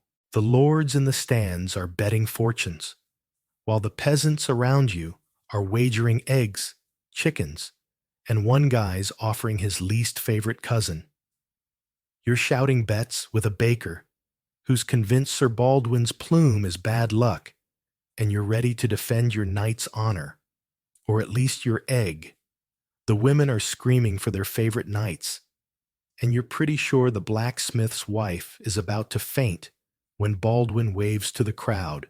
It's chaos, but it's your chaos, and you're living for it. The tournament's been going for days, some last weeks, like the 40-day marathon in Lim 1278, and the town's emptied out. Everyone from kids to grandmas packed in to watch these armored daredevils risk it all. You're starting to get why jousting's the medieval Super Bowl. It's not just a game, it's a way to blow off steam in a world of muddy fields and endless chores. You're not naive, though. You see the squires hauling away a knight who took a bad hit, his arm dangling like a broken twig. And you're reminded this isn't all fun and games. The armor's thick, especially on the left side, where lances aim, but it's not foolproof. You're praying. Baldwin's got enough sense to duck, because you're not just betting on him. You're rooting for him, like he's your hometown team. The herald announces the next joust, and you're back on your feet screaming as Baldwin charges again, his lance splintering like it's made of kindling. He stays upright, and you're roaring because your egg's safe, and your knight's a legend. You're tempted to storm the field, but you settle for another swig of beer, because this is medieval fandom, and you're all in. As the sun dips, the jousts wind down, and Baldwin's crowned the day's champ, his plume still obnoxiously perfect. The crowd's chanting his name, tossing flowers, and the occasional cabbage, and you're tossing a cheer, because this guy's earned it. You're starting to see why jousting's the heart of your town. It's not just entertainment. It's a chance to feel alive, to cheer for something bigger than your daily grind. You're not just a muddy nobody. You're part of a roaring, betting, screaming mob that makes 1295 feel like the center of the universe. Tomorrow, you'll face cow milking and tax collectors. But today, you're a fan in the wildest show in town. And you're loving every bone-crunching second. The minstrels who rock the tavern. You're still buzzing from the wild ride of 1295 England, where Godwin the Scop turned a tavern into an epic saga stage. A chaotic theater troupe made your 2025 IMAX look like a slideshow. And Sir Baldwin's lance-shattering joust had you screaming like a kid at a rock concert. You're John, a regular guy, in a muddy town, with an itchy wool tunic and boots that are more mud than leather. You thought your 2025 Spotify playlists, with their algorithm-curated bangers, were the peak of musical vibes. Think again, because you're about to crash a tavern performance by a band of minstrels that makes your local dive bar's open mic night look like a preschool recital. You're elbowing your way through the crowded tavern, the air thick with ale fumes, and the fire crackling like it's trying to keep up with the hype.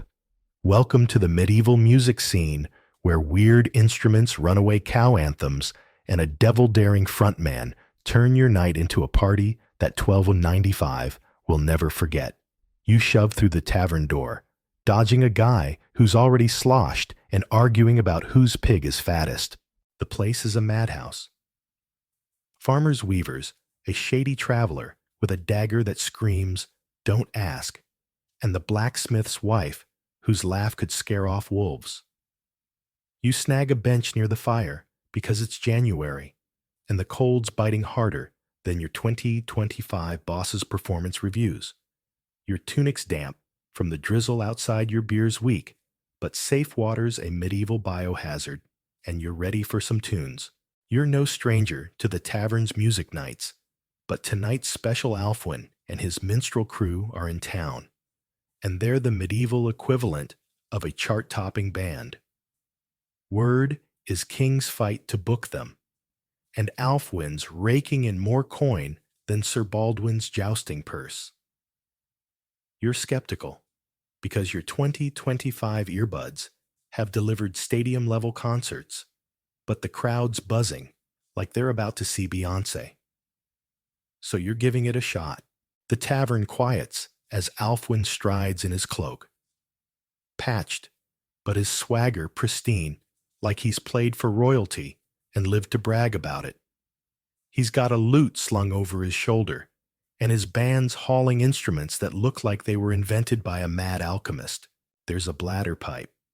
Yes, a dried animal bladder attached to pipes, which sounds gross, but hums like a dream. And a hurdy-gurdy, a contraption that's half violin, half pencil sharpener, cranking out a sound so wild it could wake the dead.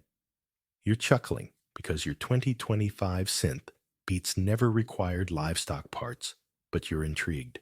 Alfwin's got a glint in his eye, like he knows he's about to own this room, and his band's tuning up the notes, bouncing off the tavern's smoky beams like they're warming up for a sold-out arena show.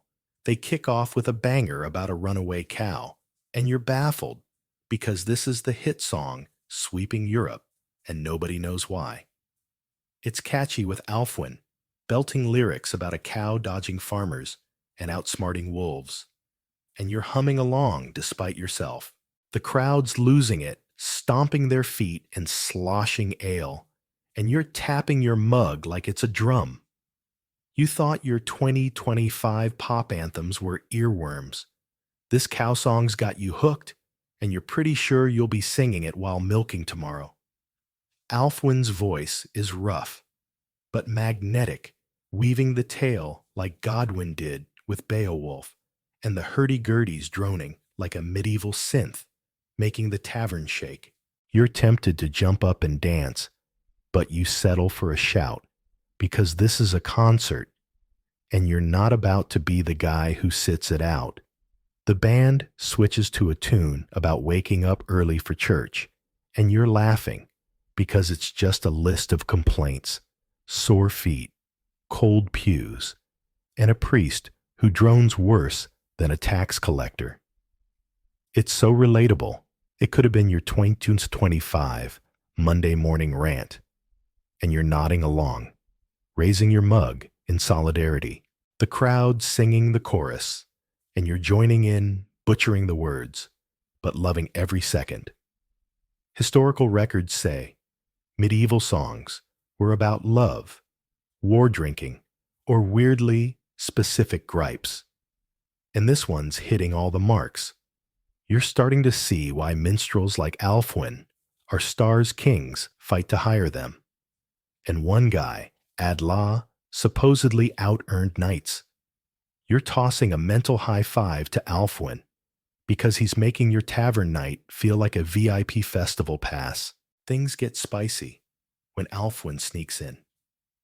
A forbidden note, the devil's interval, a chord combo, the church banned for supposedly summoning demons. You're half expecting a priest to bust in and arrest him, but the crowd's cheering, like they're ready to join the dark side. You're cackling because your 2025 heavy metal phase got you weird looks. But Alfwin's out here risking excommunication for a killer riff. The bladder pipes wailing, the hurdy-gurdy's grinding, and the drummers pounding a beat that's got the whole tavern swaying. You're tempted to toss your last coin into Alfwin's hat, but you're too busy clapping along because this medieval jam session's got more soul than any 2025 arena show you've ever streamed. The crowd's half the magic. The blacksmith's wife is belting out the cow song like she's auditioning, and a drunk farmer's trying to dance on a table only to crash spectacularly. You're dodging spilled ale and shouting lyrics because this isn't a concert, it's a communal party. When a heckler yells that Alfwin's lute's out of tune, the frontman fires back with a verse about a tone-deaf turnip, and the tavern erupts in laughter. You're howling because this beats your 2025 stand-up specials, and Alfwin's roasting skills are sharper than a knight's lance. Historical accounts say minstrels were masters at crowd control, and Alfwin's proving it, keeping the rowdy mob hooked with a wink and a tune. As the set winds down, Alfwin slows it with a love ballad, his voice soft but piercing, singing about a knight pining for a lady who's probably out of his league. The tavern's quiet, some folks wiping their eyes, and you're blaming the smoke for your own misty moment. You're not crying.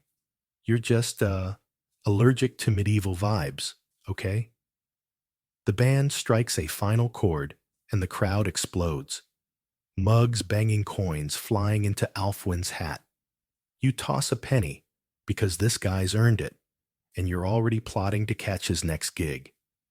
You're starting to get why music's the heartbeat of your town. It's not just fun, it's a way to feel alive, to connect with everyone, from the baker to the shady traveler.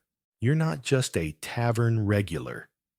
You're part of a 1295 music fest, and Alfwin's the headliner rocking the night. Tomorrow you'll face muddy fields and grumpy cows. But tonight you're a fan in a tavern that's louder than any stadium, and you're loving every note. The feast. That's a food fight. You're still reeling from the whirlwind of 1295 England, where Godwin the Scop turned a tavern into an epic saga stage. A chaotic theater troupe made your 2025 IMAX look like a snooze fest. Sir Baldwin's bone-crunching joust had you betting eggs like a high roller. And Alfwin's minstrel crew rocked the house with a runaway cow anthem that stuck in your head. You're John, a regular guy in a muddy town with a wool tunic that's more itch than fabric, and boots that are basically mud sculptures. You thought your 2025 Thanksgiving potlucks were the peak of culinary chaos. Think again, because you're about to dive into a medieval feast that makes your all-you-can-eat buffets look like a sad vending machine snack. You're squeezing into the tavern where the air's thick with the smell of roasted meat and ale, and the tables are groaning under a spread that could feed a small army. Welcome to the feast that's part banquet, part circus, and all food fight, where 1295 proves it can party harder than any catered event you've ever crashed. You push through the tavern's creaky door, dodging a guy who's already 3 mugs deep and arguing about whose rooster crows loudest. The place is a zoo. Farmer's Weaver's the blacksmith's wife, with her earth-shaking laugh, and a shady traveler who's eyeing the crowd like he's planning to swipe someone's pie. You snag a spot at a long table because it's January, and the fire's the only thing keeping you from turning into a human icicle. Your tunic's damp from the slush outside, your beer's weak but safe. Water's a medieval death trap, and your stomach's growling louder than a jousting horse. You're no stranger to tavern grub, but tonight's different. The town's throwing a feast to celebrate the harvest, and the spread makes your 2025 charcuterie boards look like a kid's Lunchable. You're ready to eat like a king, play some games, and maybe start a food fight, because this is 1295, and you're not here to diet. The table's a sight to behold, piled high with enough food to make a modern chef faint. There's roasted mutton, venison pies, and a peacock dyed blue, and reassembled with its feathers, like it's ready for a photo shoot.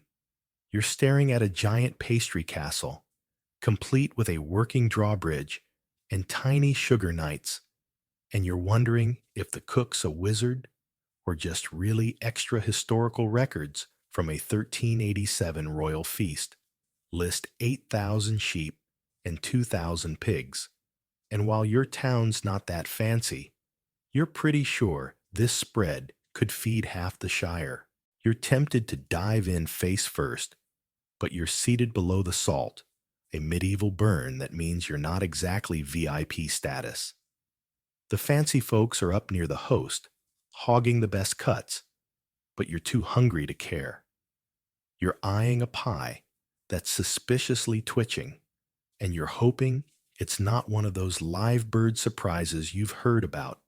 The feast kicks off, and it's not just eating, it's a performance The cook struts out, presenting dishes like he's on a medieval cooking show. And when he cuts into a pie, live birds fly out, flapping into the rafters, while the crowd screams with delight. You're ducking feathers, laughing so hard you nearly choke on your beer because this beats your 2025 dinner parties, where the highlight was a store-bought cake. You grab a slab of mutton and it's so tender it falls apart paired with a sauce that's got more spices than your entire 2025 pantry. The beer's flowing. Everyone's chugging a gallon a day, since water's a gamble. And you're feeling a buzz that's half alcohol, half pure joy. You're tempted to toast the cook, but you're too busy shoving bread in your face because this feast is a culinary circus and you're in the front row. The entertainment's not just the food. The crowd's playing games between bites and you're roped into Who Am I?, where someone slaps a scrap of parchment on your forehead with a legendary hero's name. You're guessing wildly Beowulf King Arthur, while the blacksmith's wife cackles, because apparently you're Sir Clumsy, a knight who tripped over his own lance. You're losing spectacularly, but you're having a blast, because this beats your 2025 trivia nights, where everyone just Googled the answers. Across the table, a guy's bobbing for apples in a bucket, dunking his face like he's diving for treasure, and you're howling when he comes up, spluttering apple-less, but soaked. You're tempted to try it, but you settle for shouting encouragement because this game's a medieval classic, and you're not about to drown for fruit. The crowd's getting rowdy now, and you're in the thick of it. Someone starts a riddle contest, and you're tossing out answers that are so wrong, the weaver next to you sprays ale laughing. The shady traveler's telling a story about a ghost in the next village, and you're half believing it because 1295 doesn't have fact checkers.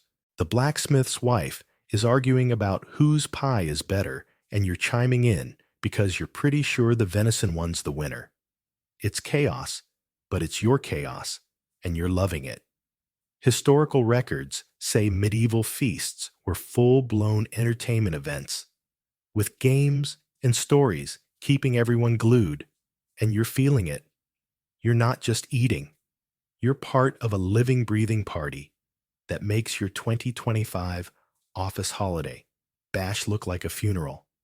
You're not naive, though. You see the servers sweating, hauling platters like they're in a medieval CrossFit class, and you're grateful because this feast is a logistical nightmare. The cook's probably been up since dawn, and you're pretty sure the live bird pie was a bad idea when one lands in the host's lap. You're also aware of the seating drama getting stuck below the salt stings, and you're side-eyeing the lordling hogging the peacock. But the food's flowing, the games are hilarious, and the beer's making everyone your best friend.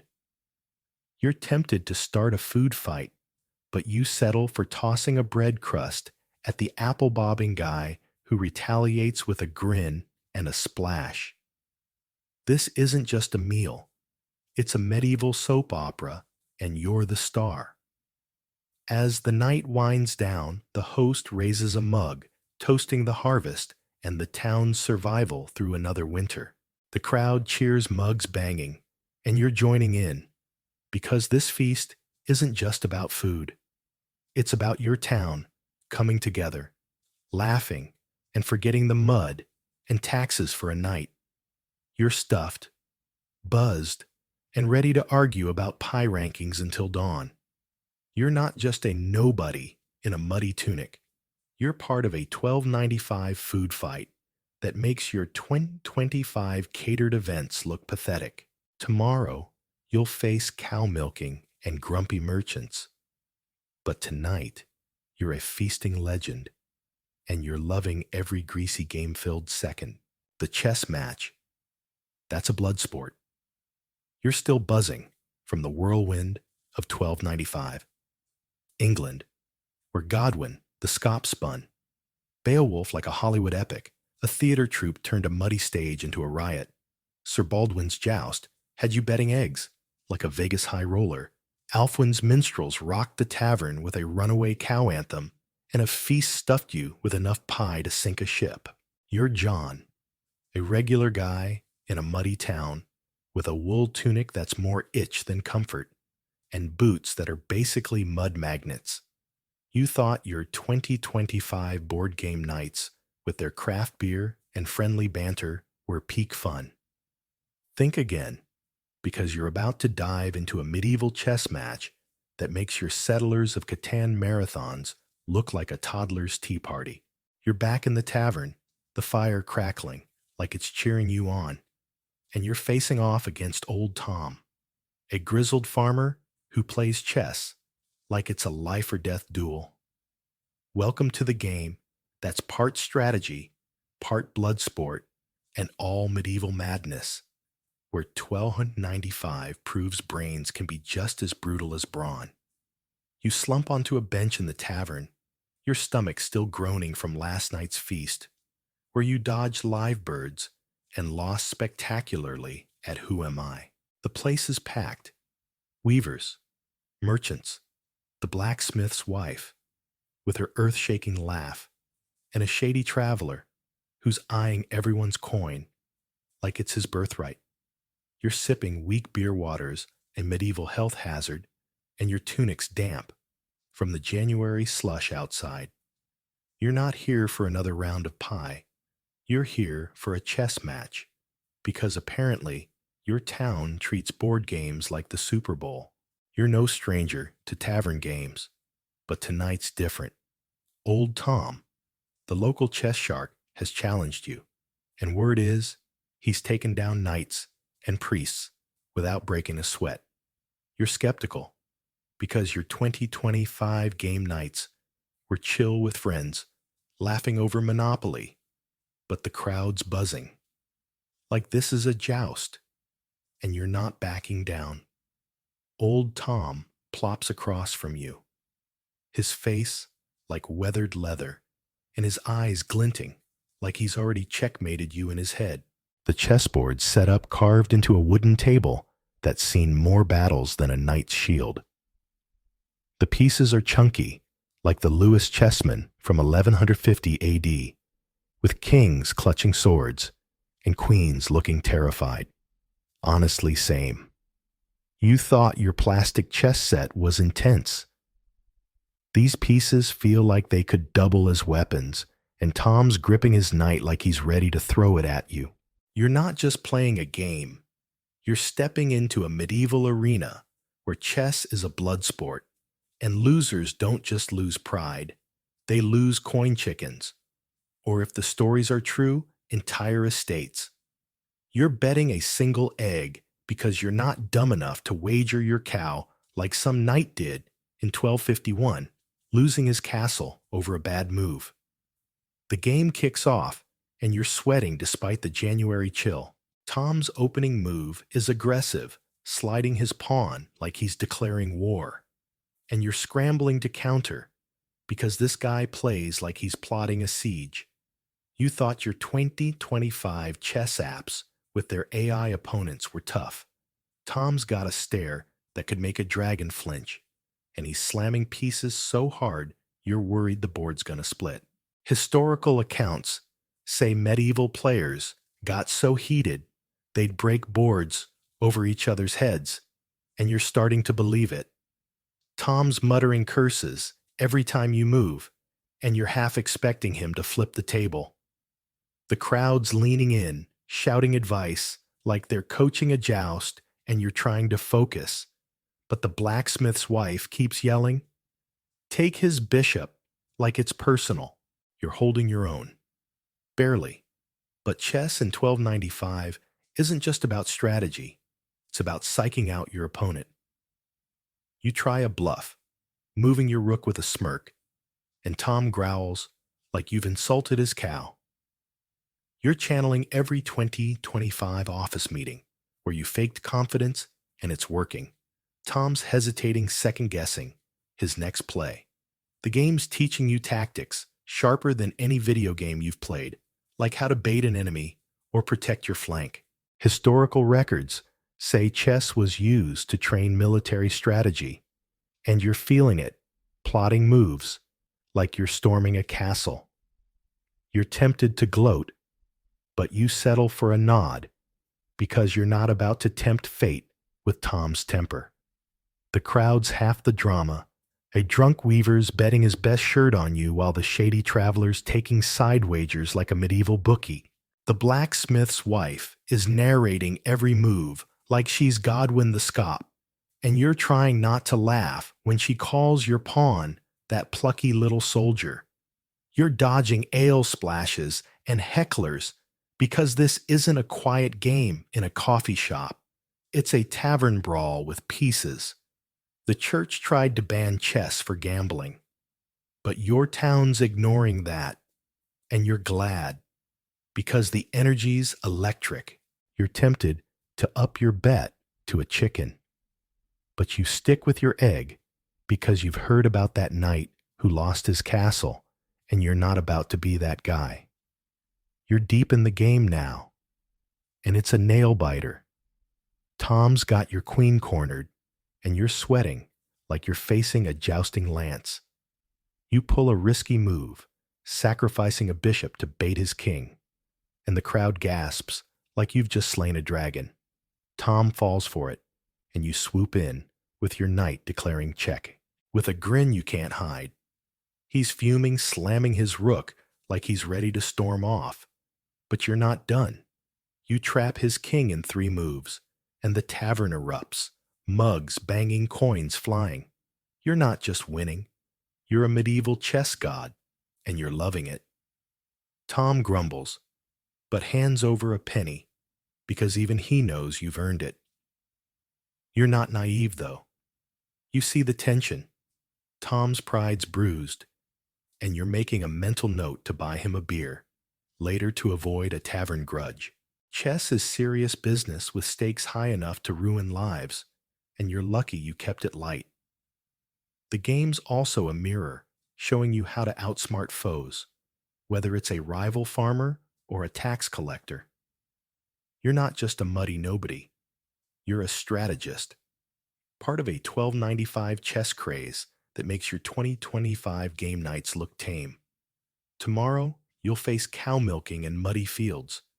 But tonight, you're the king of the board, and you're savoring every checkmate-fueled second.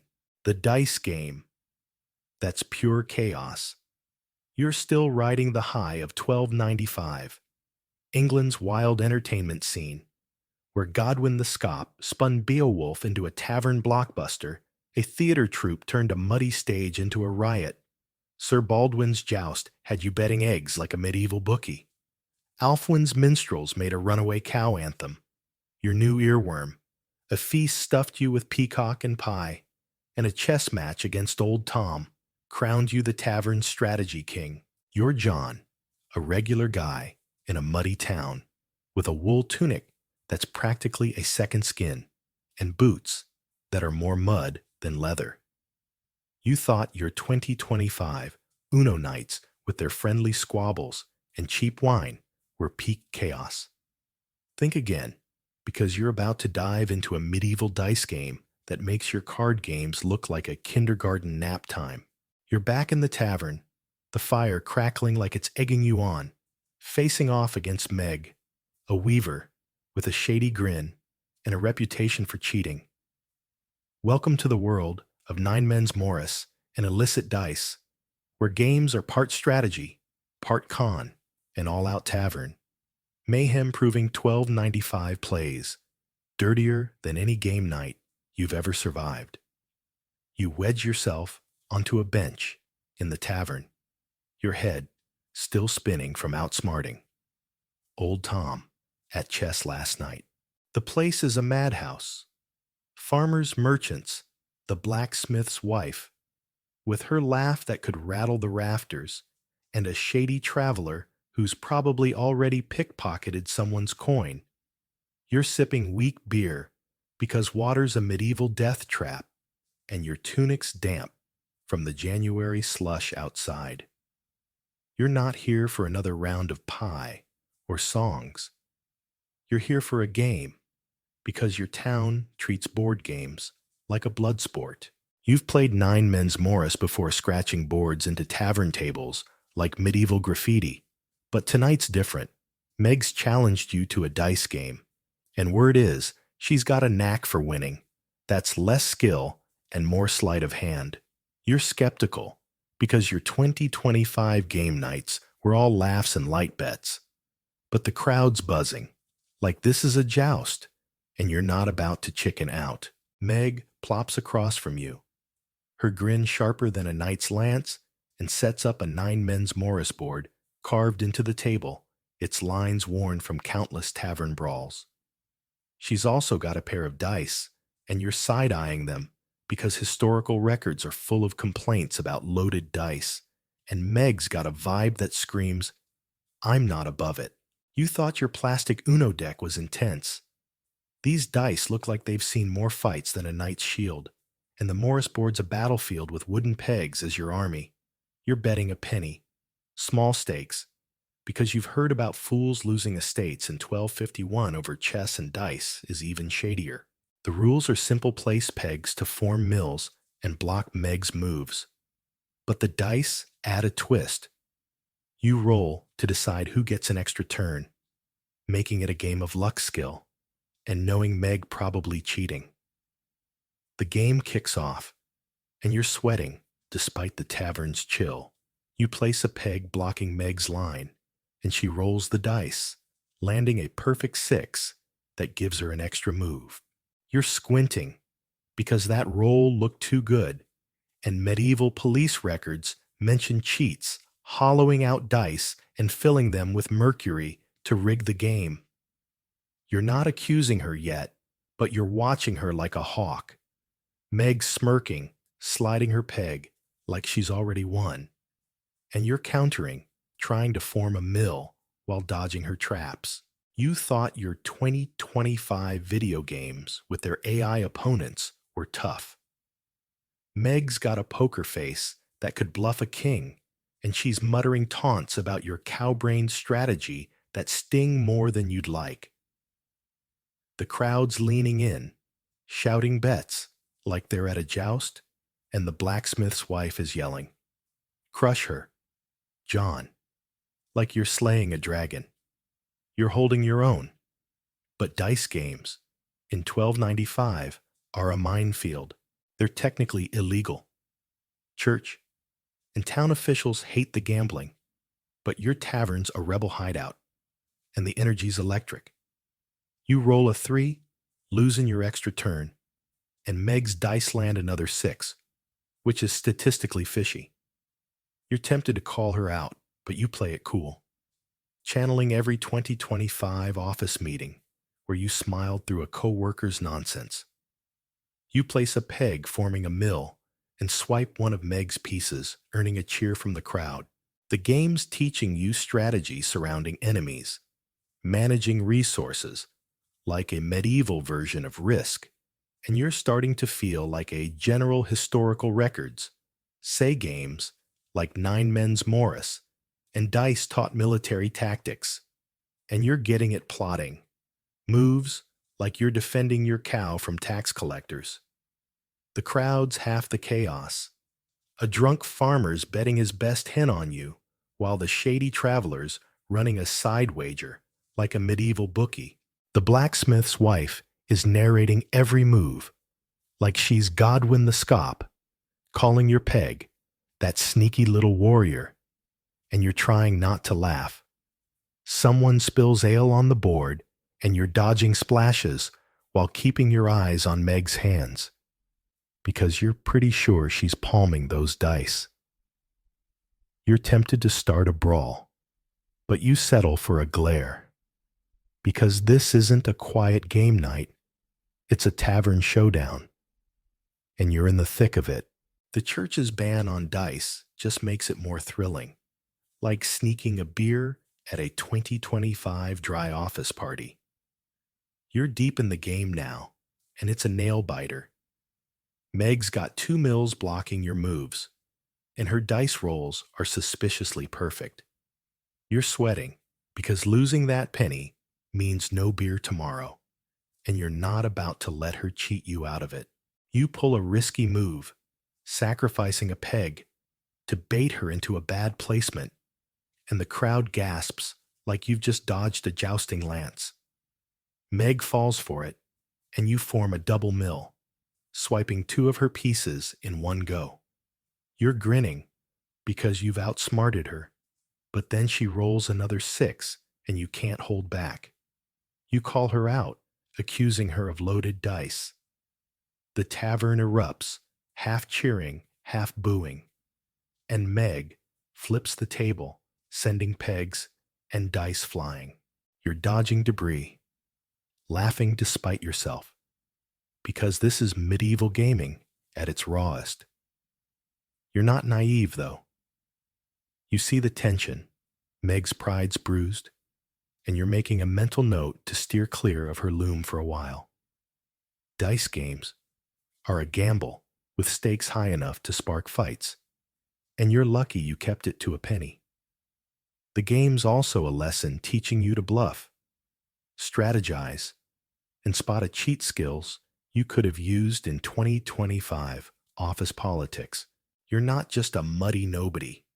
You're a tavern hustler, part of a $12.95 gaming craze that makes your 2025 Uno nights look like a snooze.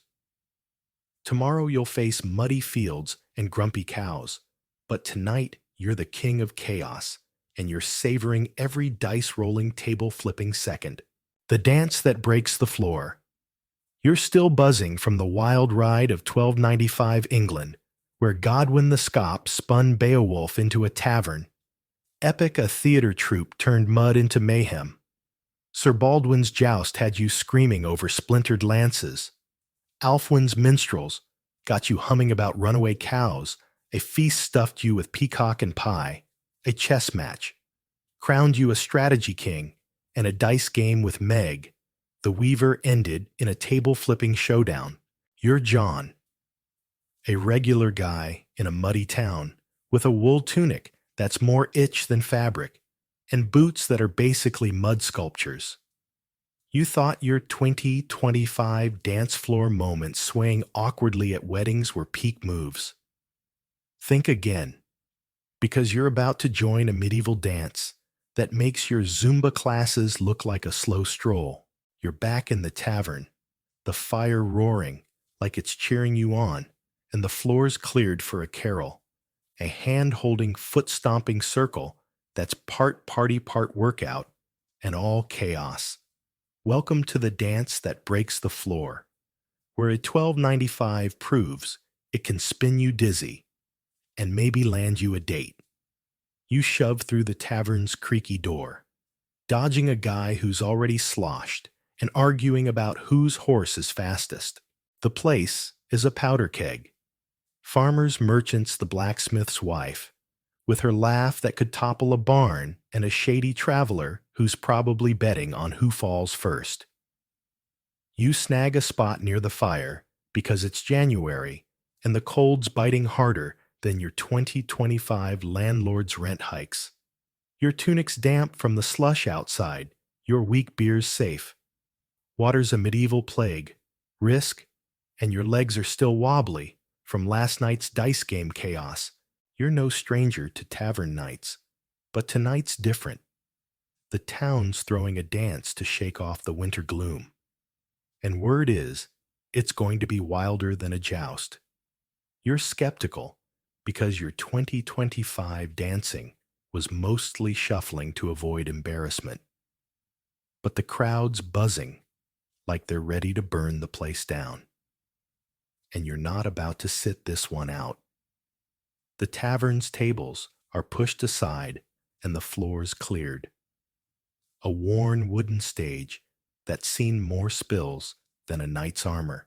The minstrels led by Alfwin's crew are tuning up their hurdy-gurdy grinding and bladder pipe, wheezing like they're warming up for a medieval rave. You thought your 2025 club nights with their thumping bass and strobe lights were intense. This is raw with candlelight flickering and the crowd itching to move. You're roped into a carol, the medieval dance where everyone holds hands in a circle, sings and spins like there's no tomorrow. You're grabbing hands with the blacksmith's wife on one side and a lass named Ellen on the other, whose smile suggests she's either friendly or planning to trip you. The minstrels strike up a tune, a jaunty number about a knight and his lost love, and you're off stepping and swaying like you're in a medieval music video. The carol's no gentle waltz. It's a full-body workout that makes your 2025 spin classes look like a nap.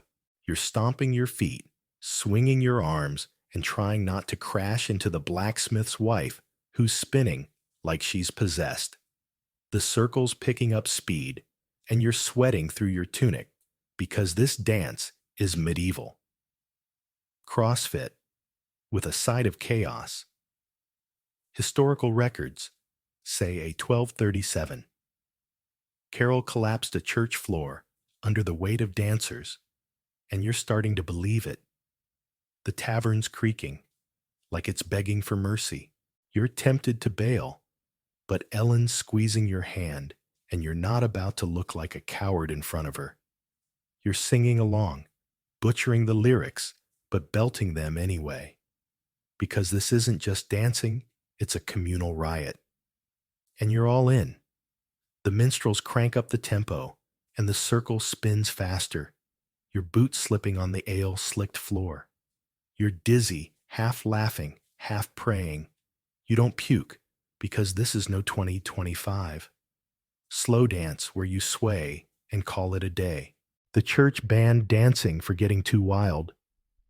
Some folks in 1375 danced until they dropped dead in a dancing plague, and you're feeling the madness.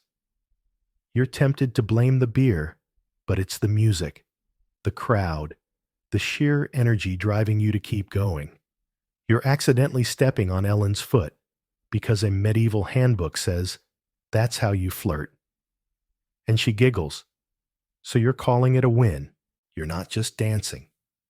You're auditioning for a $12.95 dating app, and you're hoping for a match. The crowd's half the show. The blacksmith's wife is leading a rival circle, spinning so fast, she's a blur, and you're dodging her flailing arms like they're jousting lances. A drunk farmer's trying to join, stumbling into the circle and nearly taking out half the dancers, and you're cackling as he's dragged off. The shady traveler's betting on who falls first, and you're tempted to trip him just for the irony. The minstrels are egging everyone on Alfwin, shouting, "Faster," like he's trying to summon the devil's interval himself. You're shouting back, because this isn't a polite ballroom. It's a tavern brawl with rhythm. You're starting to get why dancing's a big deal. In 1295, it's not just fun. It's a way to blow off steam, flirt, and maybe break a floor or two. You're not naive, though. You see the risks. Someone's already twisted an ankle, and the tavern owner's eyeing the creaking floor, like he's regretting this party. The church's ban looms, and you're half expecting a priest to bust in and shut it down. You're also aware of the flirting game. Ellen's smile is a trap, and you're not sure if you're charming her or just making a fool of yourself. But the music's pounding, the circle's spinning, and you're too caught up to care. You're tempted to lead a new move, but you settle for a stomp that shakes the floor, earning a cheer from Ellen. This dance is teaching you agility, teamwork, and how to dodge a drunk's elbow skills you could have used in 2025 traffic jams. As the song winds down, the circle slows, and you're gasping, your tunic soaked, and your legs like jelly. The minstrels strike a final note, and the crowd erupts, mugs banging, laughter echoing. You're grinning at Ellen, who's flushed and laughing, and you're pretty sure you've scored a point in the medieval romance game. You're not just a dancer. You're part of a $12.95 party that makes your 2025 club nights look like a snooze. Tomorrow you'll face muddy fields and grumpy cows. But tonight you're the king of the carol, spinning, stomping, and maybe stealing a heart. and you're loving every dizzy floor-shaking second. The festival that turns the town upside down. You're still reeling from the whirlwind of 1295 England, where Godwin the Scop spun Beowulf into a tavern. Epic a theater troupe turned a muddy stage into a riot. Sir Baldwin's joust had you betting eggs like a medieval bookie. Alfwin's minstrels got you humming about runaway cows. A feast stuffed you with peacock and pie. A chess match crowned you a strategy king. A dice game with Meg ended in a table-flipping showdown. And a carol dance left you dizzy, and maybe a little in love with Ellen. You're John, a regular guy, in a muddy town, with a wool tunic that's more itch than fabric, and boots that are basically mud sculptures. You thought your 2025 New Year's Eve parties, with their cheap champagne and tired playlists, were peak celebration. Think again, because you're about to dive into the Feast of Fools, a festival so wild it makes Coachella look like a church picnic. You're in the town square, where the air's thick with the smell of roasted nuts and chaos, and the whole world's turned upside down. Welcome to the festival that breaks every rule, where 1295 proves it can party harder than any bash you've ever crashed. You stumble into the town square, dodging a kid who's juggling apples, and a drunk who's trying to ride a pig, like it's a jousting horse. The place is a fever dream. Peasants dressed as kings, women strutting as knights, and even the local priest sporting a jester's hat like he's given up on sermons. You thought your 2025 costume parties were bold. This is next level, with everyone swapping roles for the day, and you're rocking a lady's dress that's 2 sizes too big. Because why not? It's Feast of Fools, the one time of year when rules go out the window, and you're ready to lose yourself in the madness. The square's packed with acrobats, jugglers, and a boy bishop, a kid from the choir who's been crowned bishop for the day, ready to roast the clergy. You're clutching a mug of weak beer. Water's still a medieval biohazard, and your stomach's grumbling for a meat pie, but you're too caught up in the chaos to eat. The festival's in full swing, and it's like Christmas, New Year's, and a rock concert crashed into each other. Historical records say Feast of Fools turned towns upside down, with peasants ruling and lords groveling, and you're living it. You're roped into a game where someone's hidden a bean in a cake, and the finder gets to be king of the bean, bossing everyone around. You're chomping through your slice, praying for the bean, because you'd love to order the local lord to dance like a chicken. You don't find it, but a farmer named Will does, and he's grinning, like he's just won a joust. He declares himself king and orders everyone to hop on one leg while singing backward, and you're hopping butchering a tune because this is 1295, and you're not about to defy the Bean King. You hear about a 1399 festival where the king made similar demands, and you're cackling because Will's got the same chaotic energy.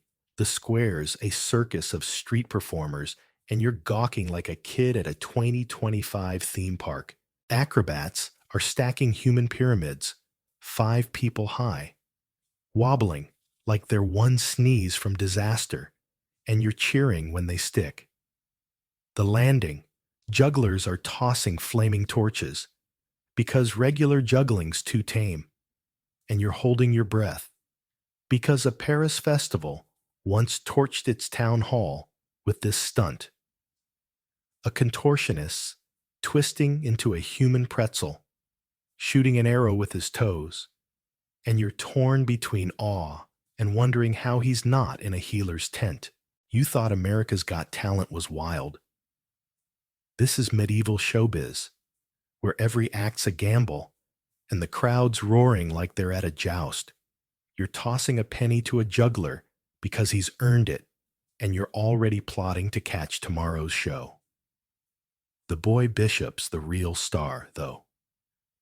This kid, barely 12, is strutting in a fake mitre, giving a mock sermon that's roasting the clergy like they're pigs on a spit. He calls the senior priest a bleeding goat, and you're howling because a 1445 boy bishop did the same, earning a standing ovation. The crowd's cheering, tossing apples, and you're joining in because this kid's got more guts than a knight facing a lance. You're tempted to give him your beer, but you settle for a shout because he's turning piety into comedy, and you're loving it. The church hates this festival, too much blasphemy, but your town's ignoring the ban and the energy's electric, like sneaking a vape at a 2025 office party. You're not just a spectator, you're in the thick of it. Will the Bean King orders you to join a mock joust where you're swinging a sack of straw at another knight while the crowd bets on who falls first. You're flailing, laughing so hard you nearly trip, and you're pretty sure Ellen's watching. So you're trying to look heroic despite your dress. You take a hit and hit the mud, but you're up grinning. Because this is medieval fun, and you're not about to sulk. The crowd's playing games like, who am I pinning hero names on foreheads, and you're guessing Sir Clumsy again, earning a cackle from the blacksmith's wife. You're dodging a juggler's stray torch and shouting bets on an acrobat's next flip, because this festival's a living, breathing riot, and you're part of the cast. You're not naive, though. You see the risks. Someone's already singed their cloak, and the tavern owner's eyeing the torches like he's regretting this party. The church could shut it down, and you're half expecting a priest to storm in waving a cross. You're also aware of the social stakes. Your dress is a hit, but one wrong move, and you're the town joke. But the square's alive, the beer's flowing, and Ellen's laughing at your straw sack joust, so you're calling it a win. This festival's teaching you to let loose, to connect, to be part of something bigger than your muddy life skills your 2025 self could have used at boring networking events. As the night winds down, the boy bishop leads a final parade, everyone chanting and tossing flowers or cabbages because it's 1295.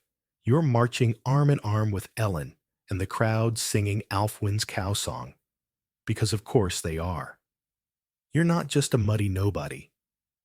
You're part of a 1295 extravaganza that makes your 2025 parties look like a snooze. Tomorrow, you'll face cow milking and tax collectors. But tonight, you're a fool, in the best way, crowned by chaos. And you're loving every rule, breaking torch juggling second. Your town's not just surviving, it's thriving. And you're the heart of the madness.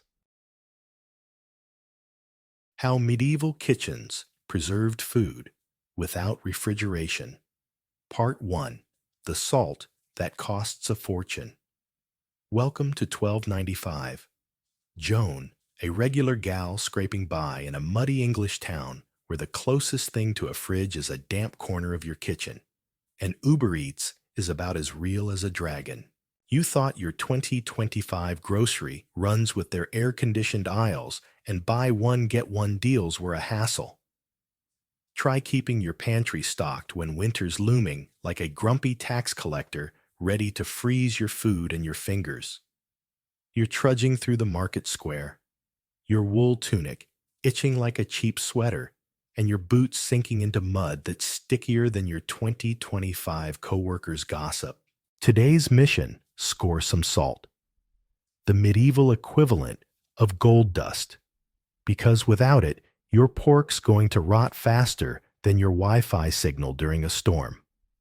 You're clutching a few hard-earned pennies, because salt's so pricey it might as well be diamonds, and you're about to learn that preserving food in 1295 is less about cooking and more about waging war on spoilage. Buckle up, because you're a pantry warrior, and this market's your battlefield. The square's a chaotic mess, like Black Friday, but with more chickens and fewer flat screens, Merchants are shouting about their wares: turnips, wool, a questionable slab of fish, and the air's thick with the smell of sweat manure and roasted nuts. You're dodging a kid, hawking apples, and a drunk who's trying to trade his hat for a loaf of bread. Your tunic's already picking up mud, like it's trying to start a collection, and you're wishing you'd stayed home. But winter's coming, and you need to preserve enough food to last until spring. You thought your 2025 freezer, stuffed with pizza and ice cream, was a lifesaver. In 1295, your pantry's a wooden shelf in a smoky kitchen, and salt's your only hope of turning that slab of pork into bacon that won't betray you by February. You've heard tales of Roman soldiers paid in salt-hence salary, which blows your mind, and Venetian traders who built empires on these tiny white crystals, like medieval tech bros hustling smartphones. Here, a pound of salt costs more than a week's wages, and you're starting to understand why. You spot the salt merchant, a wiry guy with a grin sharper than a knight's lance, surrounded by sacks of glittering crystals that might as well be gold dust. The crowd's haggling like they're negotiating peace treaties, and you overhear a farmer who swapped an entire flock of sheep for a winter's worth of salt talk about a medieval mortgage. You're clutching your pennies, feeling like a kid at a 2025 candy store with only $1. Because salt's the key to preserving your meat, fish, and even veggies, you elbow your way to the front, dodging the blacksmith's wife, who's arguing that her salt's better because it's from the sea, not some grubby mine. You're tempted to roll your eyes, but you keep your cool because you need this guy's salt. And you're not about to get into a medieval Yelp war. You haggle hard, trading a hen's worth of eggs for a small sack, and you're wincing because that's half your savings gone in one deal. Back in your kitchen, you're ready to put this salt to work. The room's a smoky haze, with a fire crackling like it's got a personal vendetta, and herbs dangling from the rafters like medieval Christmas lights. You thought your 2025 stainless steel kitchen with its fridge and microwave was high-tech. This is a battlefield with a wooden table, scarred from years of chopping, and a shelf groaning under turnips and bread. You're slicing a slab of pork, your knife wobbling like it's judging your skills, and you're piling on the salt. 20% of the meat's weight, enough to make it look like a snowstorm, hit per a 13th century recipe that says to cover it like snow. You're rubbing it in, watching the pork shrivel like a raisin under a desert sun, and you're grinning. Because this is alchemy, turning fresh meat into bacon. That'll last through winter's worst. You thought your 2025 beef jerky was tough. This stuff's so hard, you could probably use it as a doorstop. But it's your ticket to survival. You're not just salting pork. You're packing fish in a barrel, layering it with salt like a grim lasagna, and tossing cabbage into a vat to make sauerkraut. You're tempted to salt an egg just to see what happens. Because medieval folks preserved everything. The process is genius. Salt sucks out moisture, leaving bacteria high and dry, like a medieval version of shrink wrapping. You're coughing from the salt dust, your hands are stinging, and you're pretty sure you've knocked over enough to season a village. But you're proud, because this is your pantry's armor against rot. You hear about medieval doctors claiming salt's a health food, and you're chuckling because your 2025 nutritionist would have a heart attack at the sodium levels. Still, you're piling it on, because without a fridge, this is your only shot at keeping food edible.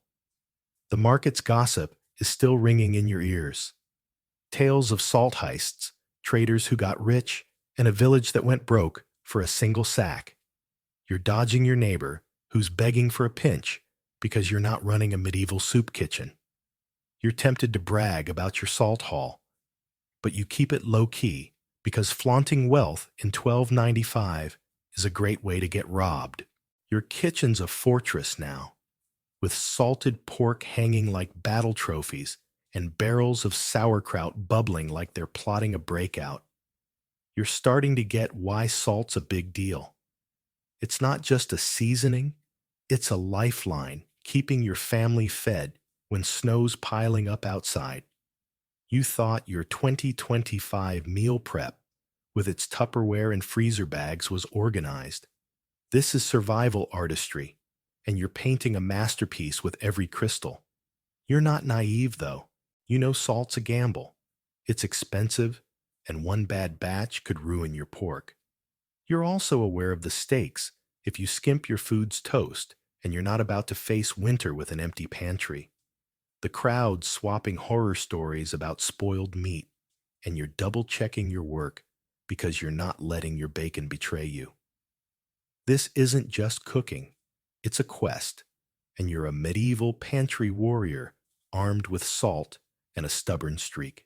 Tomorrow, you'll face muddy markets and grumpy cows, but today, you're the queen of preservation, and you're savoring every snow-dusted jerky-making second part two, the smoke that saves your supper. You're still knee-deep in the gritty grind of 1295 England, Joan a regular gal in a muddy town where you've just blown half your savings on a sack of salt that could have bought a decent hen. Your kitchen's a smoky fortress, with salted pork, shriveled like medieval jerky, and barrels of sauerkraut bubbling like they're plotting a jailbreak. You thought your 2025 backyard BBQ, with its shiny grill and fancy tongs, was the peak of smoky goodness. Think again, because you're about to turn your entire house into a smokehouse where the air's thicker than a 2025 rush hour fog, and you're smelling like bacon 24/7.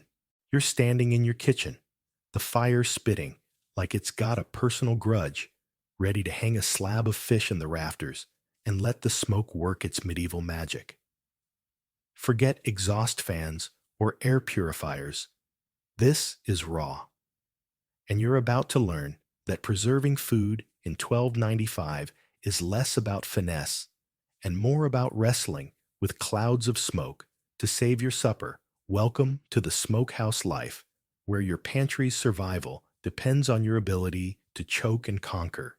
You're hauling a fish you bartered for at the market, a slimy cod that's staring at you like it knows it's doomed. Your kitchen's a chaotic battlefield with a scarred wooden table, herbs dangling from the rafters like some hipster's plant obsession, and a fire that's crackling louder than your 2025 neighbor's 4th of July fireworks. You thought your high-tech kitchen with its fridge and microwave was a culinary wonderland. This is a medieval war zone where every chop and stir is a fight against winter's hunger. You're slicing the fish, your knife wobbling like it's judging your skills, and you're ready to hang it where the smoke from your cooking fire can weave its preservative spell. You've heard about a 1375 London smokehouse that still reeked of smoke after 600 years, and you're hoping your cod will last a fraction as long. You're not just cooking. You're a medieval alchemist, turning fresh fish into a bug-proof, rot-proof marvel. You grab a length of twine because nails are for rich folks and start tying the fish to a rafter, balancing on a wobbly stool like you're auditioning for a medieval circus. You thought your 25 grilling tongs were essential? Try dangling a cod over a fire while dodging sparks and praying you don't set your tunic ablaze. You're using cherry wood for this batch, oaks for beef, apples for pork, per a 13th century cookbook you heard about from the blacksmith's wife, who's basically your town's foodie influencer. You're picky about your smoke because each wood adds a flavor that's like medieval seasoning, and you're aiming for a cod that tastes like victory, not charcoal. You toss a handful of cherry logs onto the fire, and the smoke billows up thick and fragrant, wrapping the fish like a medieval force field. You're coughing, your eyes are watering, like you're chopping onions, and you're pretty sure you'll smell like a campfire for weeks. But you're grinning because this is how you beat winter's empty pantry blues. The smoke's doing more than just flavoring your fish. It's creating a protective layer that keeps bugs and bacteria at bay, like an all-natural version of your 2025 shrink wrap. You're tempted to smoke an egg because you've heard rumors of folks preserving everything this way, though you're not sure if it's genius or insanity. You're picturing medieval chickens clucking in confusion as their eggs get the campfire treatment, and you're chuckling because 12.95's food game is wilder than any cooking show you've ever binged. You're stirring the fire, coaxing more smoke, and the kitchen's so hazy you can barely see the far wall. You thought your 2025 air purifier was a lifesaver. You're waving a rag to clear the air because there's no exhaust fan in sight, and you're starting to understand why medieval cooks probably smelled like bacon 24/7. It's not a bad deal. Beats smelling like the town's open sewer, which is a real risk in 12.95. You're not working alone, though. The blacksmith's wife pops by because apparently your smoky kitchen's the talk of the town, and she's got tips: hang the fish higher for lighter smoke, lower for heavier. You're nodding because she's got a knack for this, and you're not about to argue with the woman who preserved a whole pig last winter. She's eyeing your setup like a medieval Gordon Ramsay, and you're half expecting her to yell, "It's raw," but she just nods approvingly. You're tempted to ask about smoking cheese because you've heard it lasts longer, like the smoked Gouda you'll never taste in 12.95, but somehow inspired by your ancestors' tricks. You're starting to get why smoking's a big deal. It's not just preservation. It's a craft turning your kitchen into a flavor factory that laughs in the face of rot. The crowd outside swapping smokehouse tales, like the time a neighbor's rafters caught fire, or the Lord's fancy multi-level smokehouse that's basically a medieval parking garage for meat. You're dodging a kid who's begging for a sniff, because apparently your smoky fish is the hottest ticket in town. You're tempted to brag, but you keep it low-key, because flaunting your pantry skills in 12.95 is a great way to attract moochers. Your kitchen's a fortress now, with fish dangling like battle trophies and the fire pumping out smoke like a dragon with a side hustle. You're coughing so hard, you're pretty sure you've inhaled half a forest, but you're proud because this cod's going to feed you when snow's piling up outside. You thought your 2025 meal prep, with its freezer bags and labeled containers, was organized. This is survival artistry, and you're painting a masterpiece with every puff of smoke. You're not naive, though. You know smoking's a gamble. One stray spark, and your kitchen's toast, and you're not about to let your fish go up in flames. You're also aware of the stakes. If you don't get the smoke right, your cod's a goner, and you're not facing winter with an empty pantry. The blacksmith's wife warns about over-smoking, which can make fish taste like charcoal. And you're double-checking your setup because you're not letting your supper betray you. This isn't just cooking. It's a quest, and you're a medieval smoke master, armed with cherry wood and a stubborn streak. Tomorrow, you'll face muddy markets and grumpy cows. But today, you're the queen of the smokehouse, choking, sweating, and savoring every fish-preserving second. Part 3. The Ice That Defies Summer. You're still slogging through the muddy grind of 12.95 England.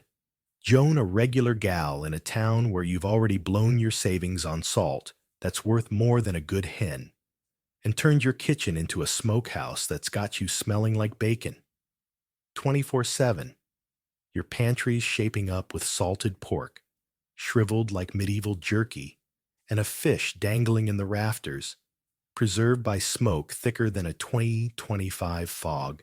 You thought your 2025 mini fridge stuffed with leftovers and soda was a modern marvel.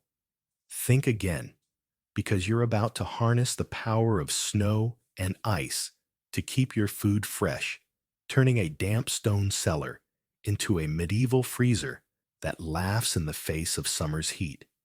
You're trudging through a snowy field, your wool tunic soaked, and your boots more mud than leather, hauling buckets of snow like it's buried treasure. Forget ice makers or grocery delivery. This is raw, and you're about to learn that preserving food in 1295 means wrestling with winter's chill to save your supper. Welcome to the ice game, where your pantry's survival depends on your ability to freeze and conquer. It's January, and the town's blanketed in snow, a rare gift in a world without refrigeration. You're out in a field near your house shivering, like you've been dunked in a 2025 iced coffee scooping snow into a wooden bucket with hands so numb they're plotting a mutiny. You thought your 2025 cooler, packed with ice packs for a beach day, was high-tech. Try hauling nature's freezer to your stone cellar, a dank hole under your kitchen. That's your best shot at keeping fish cheese and eggs from turning into a medieval science experiment. You're picturing the Lord's Ice House at Hampton Court Palace, a bunker that holds 75 tons of ice and keeps it frozen for 2 years. But you're not that fancy. Your cellar's a humble cave carved into the earth, staying a steady 10-13 degrees C year-round, perfect for stashing perishables when the sun's trying to cook your pantry. You're not just preserving food. You're a medieval ice wrangler, and winter's your ally in this pantry quest. You're lugging the bucket back to your kitchen, dodging a neighbor kid who's pelting snowballs like he's training for a siege. Your kitchen's a smoky war zone with salted pork hanging like battle trophies and a fish in the rafters looking smugly preserved. The fire's crackling herbs are dangling like a hipster's plant collection, and you're ready to pack your cellar with snow to keep your cod fresh for a feast. You thought your 2025 fridge, with its fancy ice dispenser, was a lifesaver. This cellar's your lifeline, and you're piling snow around a clay pot of fish, praying it doesn't melt into a fishy soup before you can serve it. You're chuckling at a memory from a lord's banquet where they served honey-sweetened snow cones, medieval slushies that made your jaw drop complete with a cheeky warning scrawled nearby. Don't eat the yellow snow. You're tempted to carve your own warning because 1295 humor hits harder than your 2025 group chat memes. The cellar's a dark, damp maze with stone walls that feel like they're sweating and a floor that's slicker than a 2025 ice rink. You're stacking cheese wheels and egg baskets, tucking them into corners where the cold's strongest, and you're packing more snow around them like you're building a medieval igloo. You've heard about monasteries with artificial caves for storing beer. And you're jealous because your 2025 fridge could never keep ale that crisp. Your cellar's no palace, but it's holding steady, and you're feeling like a genius for turning a hole in the ground into a food fortress. You're tempted to stash some turnips, but you're saving space for a slab of butter. You traded a loaf of bread for, because butter's a luxury, and you're not about to let it go rancid. You're dodging a spider the size of your hand, because 1295 cellars come with roommates, and you're muttering curses that'd make a sailor blush. The town's buzzing with ice talk, because everyone's scrambling to use winter's chill. The blacksmith's wife swings by, because apparently your cellar's the talk of the market, and she's got tips. Pack the snow tight, but not too tight, or it'll melt faster. You're nodding, because she preserved a whole wheel of cheese last year, and you're not arguing with the queen of dairy, She's eyeing your setup like a medieval food critic, and you're half expecting her to demand a taste, but she just hands you a scrap of cloth to wrap your eggs. You're tempted to ask about frozen desserts because you're dreaming of those lordly snow cones, but you focus on the task because one wrong move and your fish is toast. You're starting to get why ice is a big deal. It's not just cold, it's a time machine stretching your food's life through summer's heat. The crowd, outside's swapping horror stories, spoiled cheese, melted snow. A neighbor who packed his fish too loose and ended up with a stinky puddle. You're dodging your nosy neighbor who's begging to store his turnips in your cellar because you're not running a medieval Airbnb. You're tempted to brag about your snow stash, but you keep it low-key because flaunting your pantry skills in $12.95 is a great way to attract moochers. Your cellar's a fortress, now with fish, cheese, and eggs nestled in snow like medieval treasures, and you're proud because this cold snap's giving you a leg up on winter's hunger. You thought your 2025 meal prep, with its freezer bags and labeled containers, was organized. This is survival artistry, and you're sculpting a masterpiece with every icy scoop. You're not naive, though. You know, ice is a gamble. One warm day, and your cellar's a swamp. And you're not about to let your fish betray you. You're also aware of the stakes if you don't pack the snow. Right? Your cheese is a goner, and you're not facing summer with an empty pantry. The blacksmith's wife warns about checking for leaks because water's the enemy, and you're double-checking your setup because you're not letting your butter go to waste. This isn't just storage, it's a quest, and you're a medieval ice master armed with snow and a stubborn streak. Tomorrow, you'll face muddy markets and grumpy cows. But today, you're the queen of cold freezing, sweating, and savoring every snow-packed second. Part 4. The drying that shrinks your world. You're still knee-deep in the muddy, smoky chaos of 1295 England. Joan, a regular gal who's already blown your egg money on a sack of salt that's worth more than your best hen, turned your kitchen into a bacon-scented smokehouse and packed your stone cellar with snow to keep your fish from turning into a medieval science project. Your pantry's starting to look like a survival bunker, with salted pork hanging like battle trophies, a smoked cod dangling smugly in the rafters, and cheese nestled in snow like it's hibernating. You thought your 2025 food dehydrator with its shiny buttons and humming fan was the height of kitchen tech. Think again, because you're about to turn your kitchen into a drying factory, stringing up apples, slicing meat, paper thin, and transforming your rafters into a fruit festival that'd make a modern grocery store jealous. You're standing in your kitchen, the fire crackling, like it's gossiping about your efforts, ready to dry everything that doesn't run away first. Forget fancy appliances. This is raw, and you're about to learn that preserving food in 1295 means shrinking your world to fit in a pantry. Welcome to the drying game, where your supper's survival depends on your ability to slice string and conquer spoilage. It's spring, and the market's buzzing with fresh produce. Apples, pears, and turnips that won't last past summer unless you get crafty. You're hauling a basket of apples you bartered for a loaf of bread, your wool tunic itching like a bad decision, and your boots caked in mud that's stickier than your 2025 coworkers' small talk. You thought your trail mix with its vacuum-sealed bag and fancy nuts was the ultimate portable snack. Try drying a cow's worth of beef into jerky that fits in a sack light enough for an army to carry without a wagon.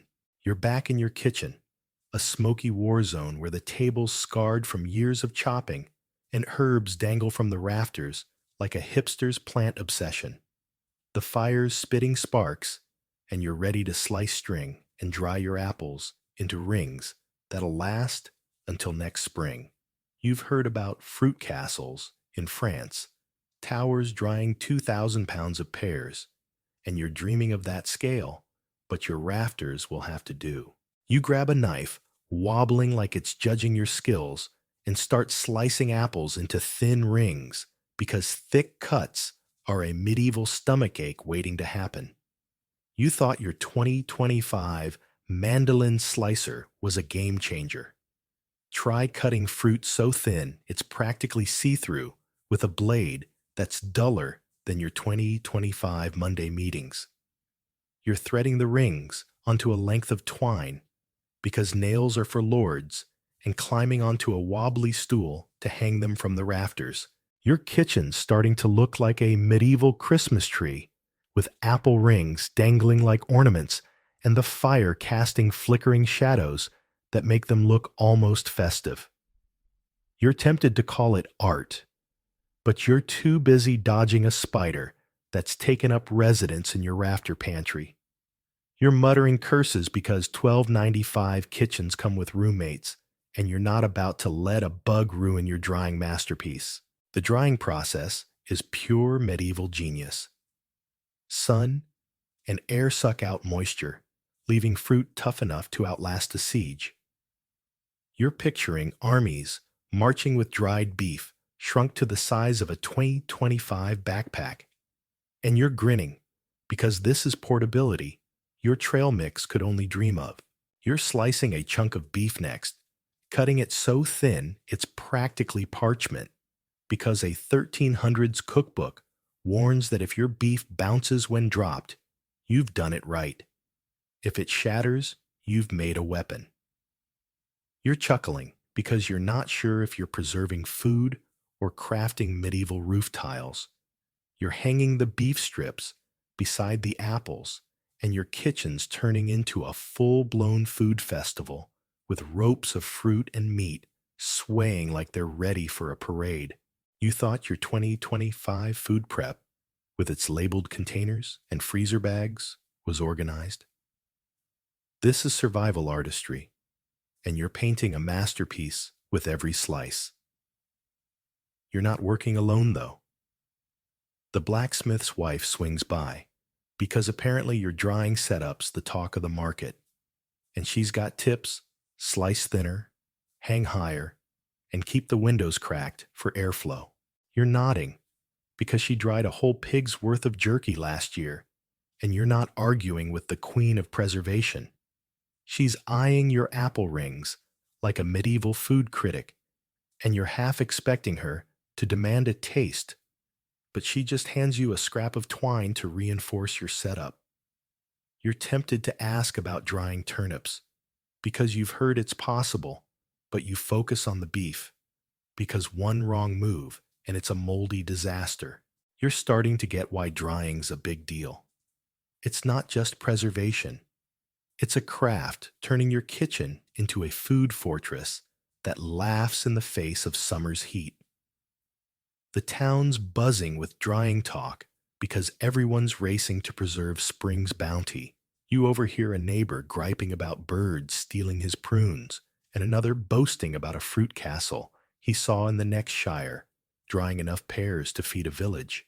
You're dodging your nosy neighbor who's begging for a peek at your rafters because you're not running a medieval food tour. You're tempted to brag about your apple rings, but you keep it low-key because flaunting your pantry skills in $12.95 is a great way to attract moochers. Your kitchen's a drying wonderland, now with fruit and meat swaying like battle flags. And you're proud because this is your hedge against winter's hunger. Archaeologists found 500-year-old fruit bits in those French towers, and you're hoping your apples last a fraction as long. You're not naive, though. You know, drying's a gamble, one damp day, and your beef's a moldy mess, and you're not about to let your pantry betray you. You're also aware of the stakes. If you don't slice thin enough, your apples are goners, and you're not facing winter with an empty shelf. The blacksmith's wife warns about checking for mold because humidity's the enemy and you're double-checking your setup because you're not letting your jerky go to waste. This isn't just prep. It's a quest, and you're a medieval drying master, armed with a knife and a stubborn streak. Tomorrow, you'll face muddy markets and grumpy cows. But today, you're the queen of the rafters, slicing stringing and savoring every shriveled pantry-saving second. Part 5. The fermentation that fights scurvy. You're still slogging through the muddy, smoky chaos of 1295 England. Joan, a regular gal who's turned your kitchen into a medieval survival lab. You've blown your egg money on salt that's pricier than a prize hen, smoked a fish until your tunic smells like a campfire, packed your cellar with snow to keep cheese from turning traitor, and strung up apples like a fruit festival in your rafters. Your pantry's a fortress, with jerky smoked cod and dried prunes ready to fend off winter's hunger. You thought your 2025 kombucha obsession with its fancy bottles and probiotic hype was peak health food. Think again, because you're about to dive into the wild world of medieval fermentation, where letting food go bad the right way is your superpower. You're standing in your kitchen, the fire crackling like it's gossiping about your latest experiment, stirring a barrel of cabbage that's bubbling like a witch's cauldron. Forget sterile labs or health food stores. This is raw, and you're about to learn that preserving food in 1295 means wrestling with bacteria to save your supper. Welcome to the fermentation game, where your pantry's survival depends on your ability to pickle and conquer scurvy. It's late spring, and the market's overflowing with cabbage, cucumbers, and eggs fresh now, but doomed to rot by summer unless you get crafty. You're hauling a basket of cabbage. You traded a loaf of bread for your wool tunic, itching like a bad tattoo, and your boots caked in mud that's clingier than your 2025 coworkers group chat. You thought your probiotic yogurt with its lab-grown bacteria was a health hack. Try turning cabbage into sauerkraut that's packed with vitamin C, keeping scurvy at bay before pirates made it a vibe. You're back in your kitchen, a smoky battlefield where salted pork hangs like war trophies, smoked fish dangles in the rafters, and dried apple rings sway like medieval ornaments. The fire's spitting sparks, and you're ready to chop salt and ferment your cabbage into a tangy lifeline that'll last through winter.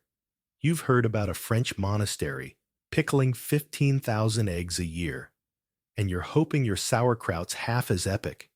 You grab a knife, wobbling like it's mocking your skills, and start shredding cabbage into a wooden barrel, because glass jars are for lords with too much coin. You thought your 2025 food processor was a time saver. Try chopping a mountain of cabbage by hand with a blade duller than your 2025 Monday meetings, while dodging a spider that's claimed your table as its kingdom. You're sprinkling salt, still stinging from its price, and pounding the cabbage with a wooden mallet, because medieval fermentation's a full-body workout. The cabbage is wilting, releasing liquid that smells like a mix of regret and promise, and you're stirring it like a witch brewing a potion. You're tempted to call it magic, but it's science. Good bacteria fighting off the bad, like a medieval microbiome army. You're coughing from the tangy fumes. Your hands are raw, and you're pretty sure you'll smell like pickles for days, but you're grinning, because this sauerkraut's your ticket to a scurvy-free winter. The fermentation game's wilder than your 2025 health food aisle. You're not stopping at cabbage. You're pickling cucumbers in a vinegar-soaked barrel because D-Pickle's a tavern favorite, and you're tossing in eggs. Because why not? You've heard about eggs fermented in vinegar until they're boozy bar snacks. And you're intrigued, though a story about a merchant singing Latin After 3 makes you pause. You're picturing medieval chickens clucking in confusion as their eggs get the pickle treatment, and you're chuckling because 12.95's food game is bolder than any cooking show you've binged. You're tempted to try fermenting fish, but a German recipe warning to soak it until it smells like regret has you sticking to veggies. You're not brave enough for Viking lutefisk. Fish turned to jelly.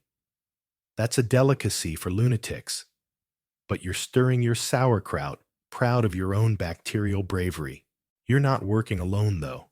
The blacksmith's wife swings by because your fermentation barrels are the talk of the market, and she's got tips. Add more salt, keep the barrel cool, and don't let it explode. You're nodding because she pickled a whole harvest's worth of turnips last year, and you're not arguing with the queen of tang. She's sniffing your sauerkraut like a medieval food critic, and you're half expecting her to demand a taste, but she just hands you a scrap of cloth to cover the barrel. You're tempted to ask about fermented radish juice because you've heard it cures headaches, but you focus on the cabbage because one wrong move, and it's a moldy disaster. You're starting to get why fermentation's a big deal. It's not just preservation, it's biohacking, turning your kitchen into a probiotic factory that laughs in the face of scurvy.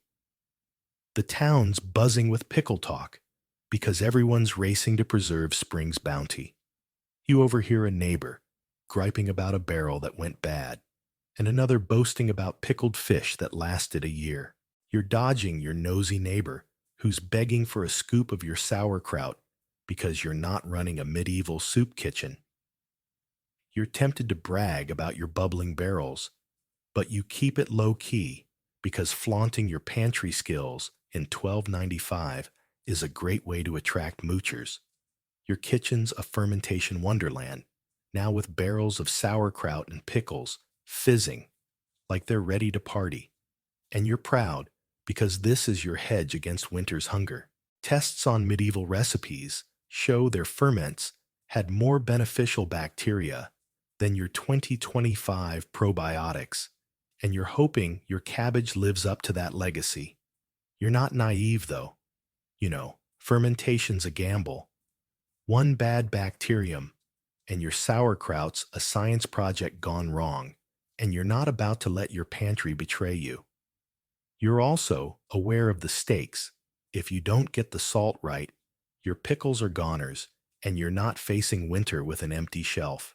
The blacksmith's wife warns about checking for mold because air's the enemy, and you're double-checking your setup because you're not letting your eggs go to waste. This isn't just cooking, it's a quest, and you're a medieval fermentation master, armed with salt and a stubborn streak. Tomorrow, you'll face muddy markets and grumpy cows, but today, you're the queen of pickles, stirring, sniffing, and savoring every tangy, scurvy-fighting second. Part 6. The Honey That Never Dies. You're still battling the muddy, smoky chaos of 1295 England. Joan, a regular gal who's turned your kitchen into a medieval survival fortress. You've blown your egg money on salt that's worth more than a prize. Hen smoked a fish until you reek like a campfire, packed your cellar with snow to keep cheese from betraying you, strung up apples like a fruit festival, and fermented cabbage into sauerkraut that could fend off scurvy single-handedly. Your pantry's a war chest with jerky smoked cod, frozen eggs, dried prunes, and pickle barrels ready to laugh in winter's face. You thought your 2025 sugar syrup with its plastic squeeze bottle and artificial sweeteners was a pantry staple. Think again, because you're about to harness the power of honey, a medieval superpower that never spoils, like the 3,000-year-old stash found in Egyptian tombs. You're trudging to the town beekeeper, your wool tunic itching like a bad tattoo, and your boots more mud than leather, ready to slather honey on cherries and maybe a chicken for extra flair. Forget high fructose corn syrup. This is raw, and you're about to learn that preserving food in 1295 means sweetening your way to immortality. Welcome to the honey game, where your pantry's survival depends on your ability to stick and conquer spoilage. It's early summer, and the market's bursting with cherries, plums, and a few questionable chickens that won't last past August without your intervention. You're hauling a basket of cherries. You traded a loaf of bread for dodging a kid who's selling apples, like they're gold, and a drunk who's trying to barter his hat for a fish. You thought your 2025 grocery store, with its climate-controlled aisles and pre-packaged fruit, was convenient. Try preserving summer's bounty when your only tools are a knife, a fire, and a jar of honey that costs more than your best cow. You're headed to the beekeeper, a grizzled guy named Edric, who's treated like a rock star in 1295 records show. His kind got paid more than cooks and had legal rights to chase bees across your land. You're clutching a handful of pennies because honey's a luxury, and you're hoping to score a jar without selling your soul or your tunic. You find Edric at his stall, surrounded by clay jars that glint like treasure, his hands sticky and his grin sharper than a knight's lance. The crowd's haggling like they're bidding on a 2025 sports car, and you overhear a merchant who traded a whole pig for a season's worth of honey talk about a medieval mortgage. You're not that desperate, but you're wincing as you hand over your pennies, because this jar's worth half a week's wages. You're tempted to ask about holy bees. Some say the best honey comes from hives near sacred sites, but you keep it cool because you need Edric's good side, and you're not about to get into a medieval theology debate. You snag a jar, dodging the blacksmith's wife who's bragging about her honey-preserved lemons like they're 2025 Instagram posts. And you're back in your kitchen, ready to sweeten your pantry's defenses. Your kitchen's a smoky war zone, with salted pork hanging like war trophies, a smoked cod smirking from the rafters, dried apple rings swaying like ornaments, and a barrel of sauerkraut bubbling like it's plotting a breakout. The fire's crackling herbs dangle like a hipster's plant obsession, and you're ready to pour honey over your cherries to keep them fresh for years. You thought your 2025 jam jars with their vacuum seals and expiration dates were clever. Try a medieval superpower that never goes bad. Scientists found honey in Egyptian tombs, still edible after millennia, and you're hoping your cherries last a fraction as long. You're testing the honey's purity with a chicken feather, because a 13th century trick says if it sinks too fast, your dinner's doomed. The feather floats, and you're grinning, because this honey's the real deal, ready to wrap your fruit in a sweet, bacteria-killing embrace. You're pouring honey over the cherries, watching them sink into the golden goo like they're diving into a medieval spa. You're tempted to preserve a whole chicken because you've heard lords do it for feasts, but you stick to fruit because slathering poultry feels like a flex you're not rich enough for. The honey's sticky, coating your hands like medieval glue, and you're dodging a fly that's already eyeing your jar like it's a five-star buffet. You thought your 2025 fly swatter was essential. Your kitchen's turning into a honey room, catching bugs like medieval flypaper, and you're muttering curses as you shoo them away. You're sealing the jar with a cloth because glass lids are for nobles, and you're hoping the honey's magic keeps your cherries fresh through winter's worst. You're tempted to lick your fingers, but you resist because every drop's precious, and you're not about to waste your pantry's lifeline. You're not working alone, though. The blacksmith's wife swings by because your honey jar's the talk of the market, and she's got tips. Use a tight seal. Keep it warm, but not hot. And don't let the kids steal it.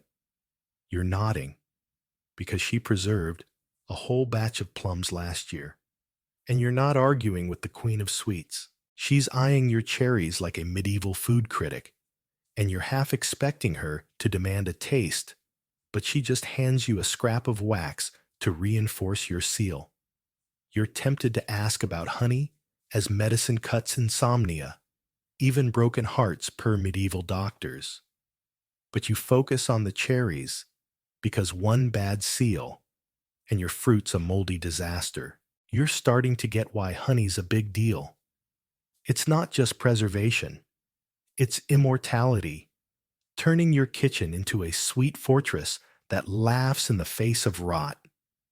The town's buzzing with honey talk because everyone's racing to preserve summer's bounty. You overhear a neighbor griping about a jar that went grainy, and another boasting about honeyed lemons that lasted 3 years. You're dodging your nosy neighbor who's begging for a spoonful because you're not running a medieval candy shop. You're tempted to brag about your cherry jar, but you keep it low-key because flaunting your pantry skills in $12.95 is a great way to attract moochers. Your kitchen's a honey wonderland now, with jars of preserved fruit glowing like medieval treasures. And you're proud because this is your hedge against winter's hunger. You thought your 2025 preserves, with their sterile jars and pectin, were clever. This is survival artistry, and you're painting a masterpiece with every sticky drop. You're not naive, though. You know, honey's a gamble, one crack in the seal, and your cherries are a moldy mess, and you're not about to let your pantry betray you. You're also aware of the stakes if you don't store it, right? Your honey's a goner, and you're not facing winter with an empty shelf. The blacksmith's wife warns about keeping it dry because moisture's the enemy, and you're double-checking your setup because you're not letting your plums go to waste. This isn't just preservation. It's a quest, and you're a medieval honey master armed with jars and a stubborn streak. Tomorrow, you'll face muddy markets and grumpy cows. But today, you're the queen of sweetness, sticking sealing and savoring every immortal pantry-saving second, the wine that saves your snacks. You're still wading through the muddy, smoky whirlwind of 1295 England.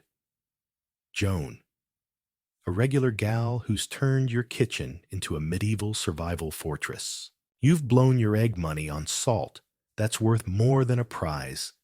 Hen smoked a fish until you smell like a permanent campfire packed your cellar with snow to keep cheese loyal, strung up apples like a fruit festival fermented cabbage into scurvy-fighting sauerkraut, and slathered honey on cherries to make them immortal. Your pantry's a war chest, with jerky smoked cod, frozen eggs, dried prunes, pickled barrels, and honeyed fruit ready to defy winter's hunger. You thought your 2025 cocktail garnishes with their cute little cherries and fancy skewers were the height of culinary chic.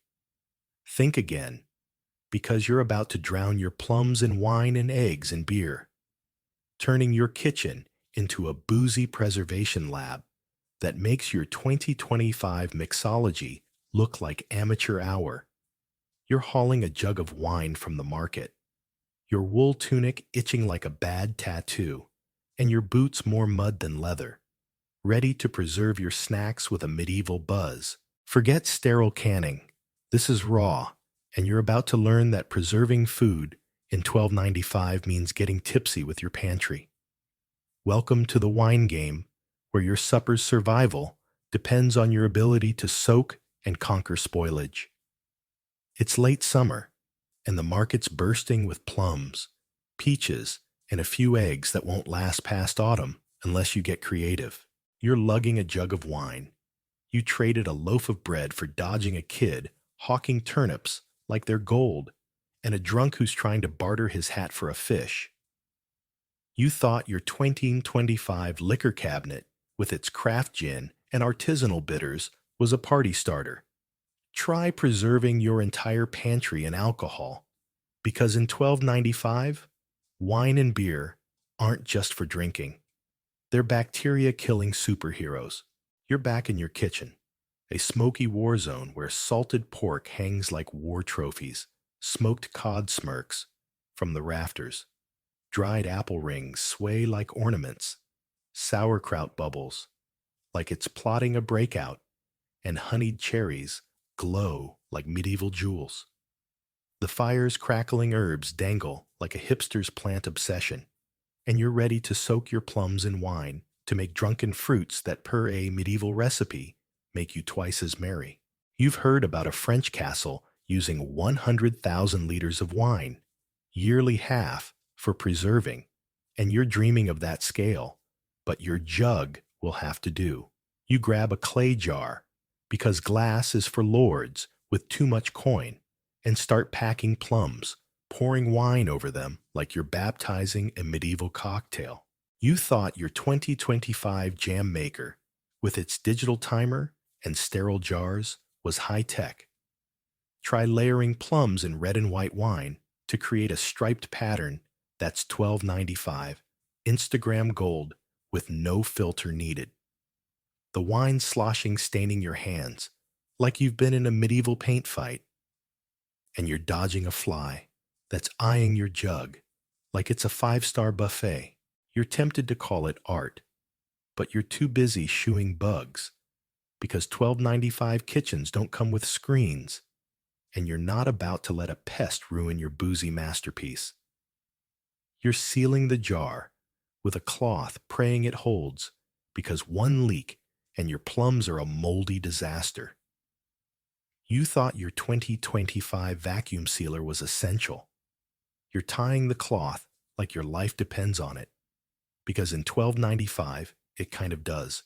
You're not stopping at plums. You're cracking eggs into a barrel of beer, because pickled eggs are tavern snacks, and you're feeling bold after hearing about a merchant who sang Latin after eating 3. You're picturing medieval chickens clucking in outrage as their eggs get the boozy treatment, and you're chuckling because 12 on 95's food game is wilder than any mixology class you've imagined. You're tempted to soak a chicken because you've heard desperate folks do it, but you stick to fruit and eggs because a beer-soaked bird feels like a tavern. Dare you're not drunk enough for. The beer's fizzing. The eggs are bobbing like they're in a medieval hot tub, and you're stirring the barrel, hoping they don't turn into a science project gone wrong. You're coughing from the yeasty fumes. Your hands are sticky, and you're pretty sure you'll smell like a brewery for days. But you're grinning because this is your ticket to a well-stocked winter. You're not working alone, though. The blacksmith's wife swings by because your boozy barrels are the talk of the market, and she's got tips. Use spiced wine for extra flavor. Keep the eggs submerged, and don't let the kids sneak a sip. You're nodding because she preserved a whole harvest's worth of peaches last year. And you're not arguing with the queen of booze.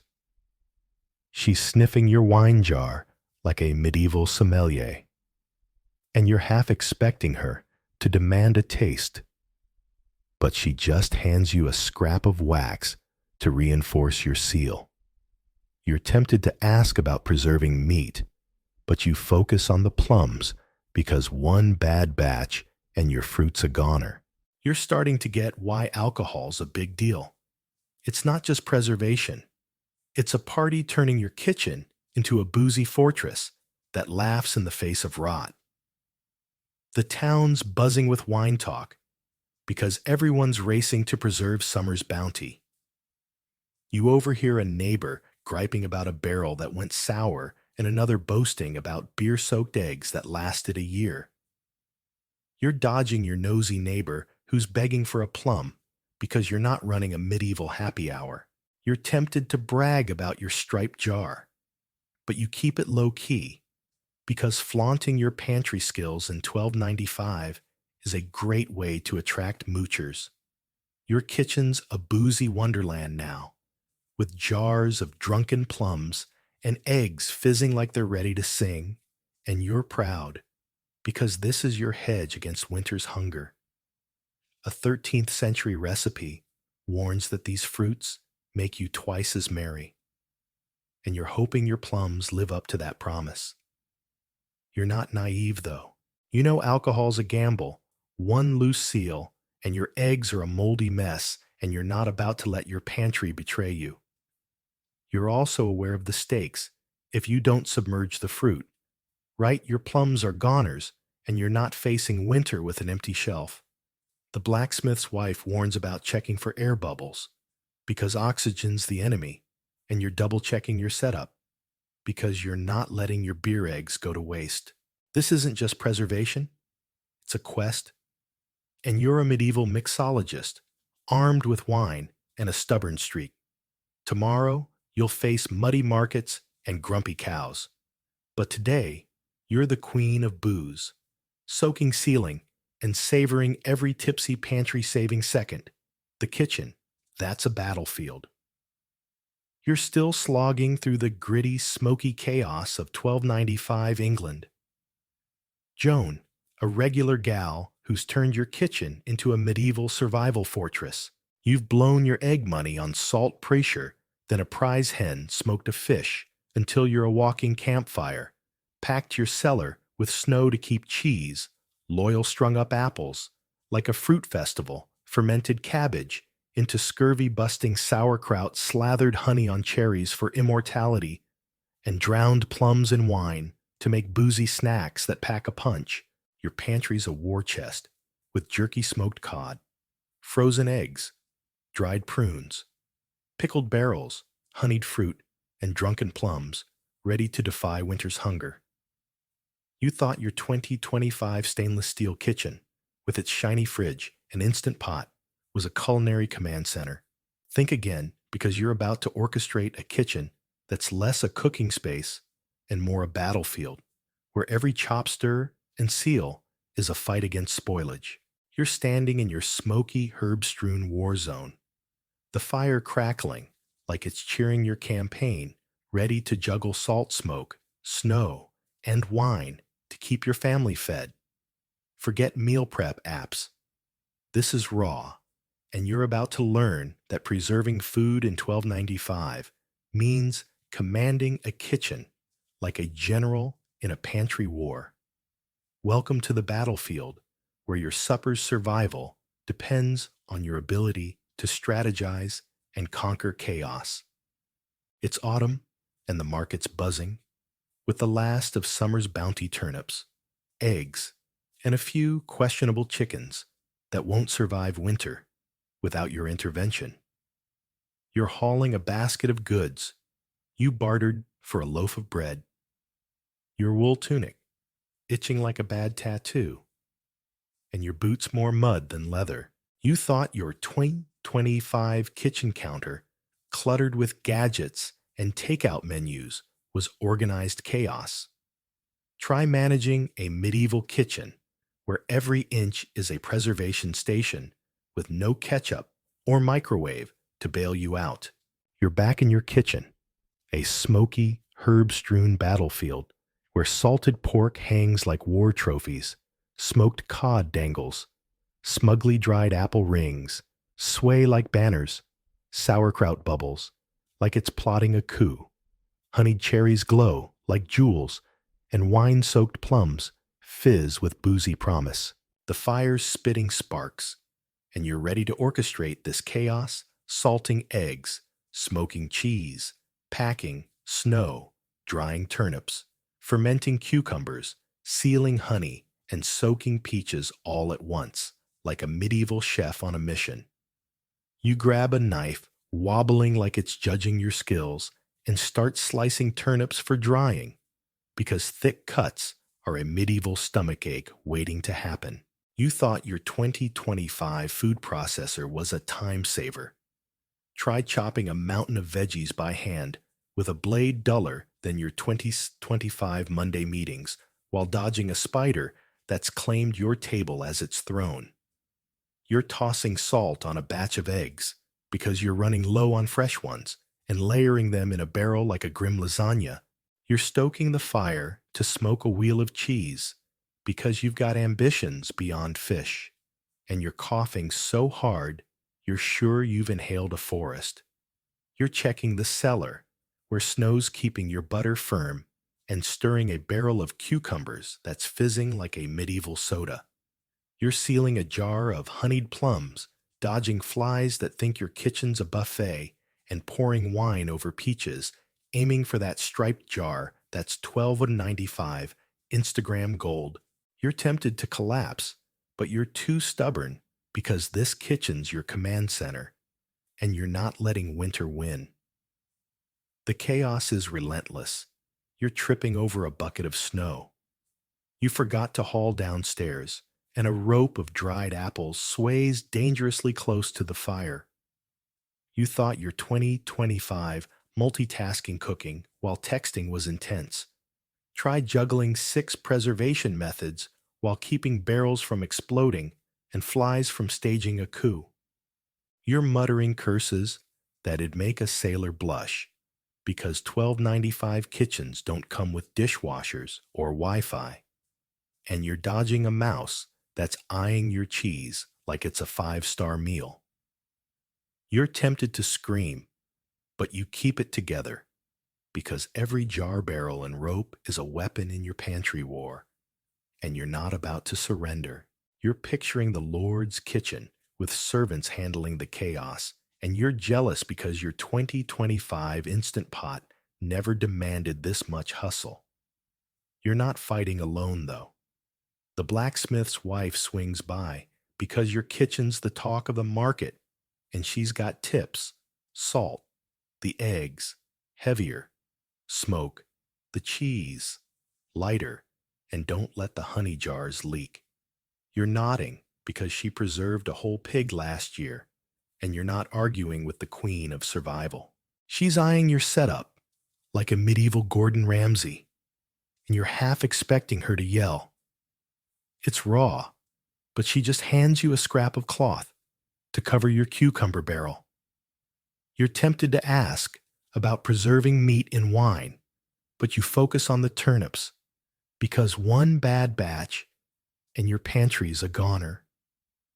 You're starting to get why the kitchen's a big deal. It's not just a room. It's a battlefield where every move is a calculated strike against hunger. The town's buzzing with pantry talk because everyone's racing to stock up before winter. You overhear a neighbor griping about moldy jerky and another boasting about a snow-packed cellar that lasted till June. You're dodging your nosy neighbor who's begging for a peek at your rafters because you're not running a medieval food tour. You're tempted to brag about your wine-soaked peaches, but you keep it low-key because flaunting your pantry skills in $12.95 is a great way to attract moochers. Your kitchen's a preservation wonderland now, with every corner humming salt, smoke, snow, dried fruit, pickles, honey, and wine, working in harmony like a medieval orchestra. You're proud because this is your hedge against winter's hunger, and you're outsmarting spoilage with every frantic chop. You're not naive, though. You know this kitchen's a gamble. One stray spark, and your rafters are toast. One bad seal, and your pickles are a science project gone wrong. You're also aware of the stakes. If you don't balance the chaos, your pantry's empty, and you're not facing winter with nothing but turnips. The blacksmith's wife warns about checking for leaks and mold, because air's the enemy, and you're double-checking your setup because you're not letting your cheese betray you. This isn't just cooking. It's a quest, and you're a medieval kitchen general, armed with a knife and a stubborn streak. Tomorrow, you'll face muddy markets and grumpy cows. But today, you're the queen of the battlefield, chopping, stirring, and savoring every chaotic pantry-saving second part 9. The community that shares the spoils. You're still wading through the muddy, smoky whirlwind of $12.95 England.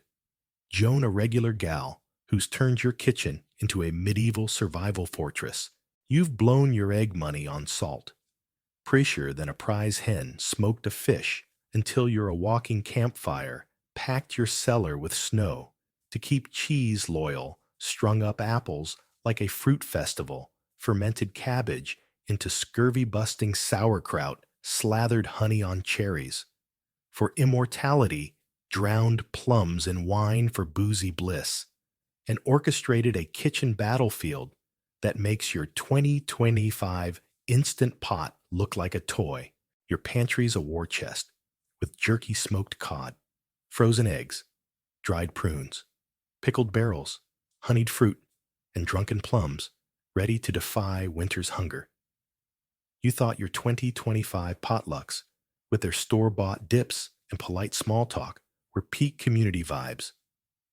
Think again, because you're about to hit the town market on Barter Day, where every villager's swapping preserved goods to ensure no one starves. You're hauling jars and sacks to the square, your wool tunic itching like a bad tattoo, and your boots more mud than leather, ready to trade your pantry's spoils for a slice of the town's survival. Forget grocery apps.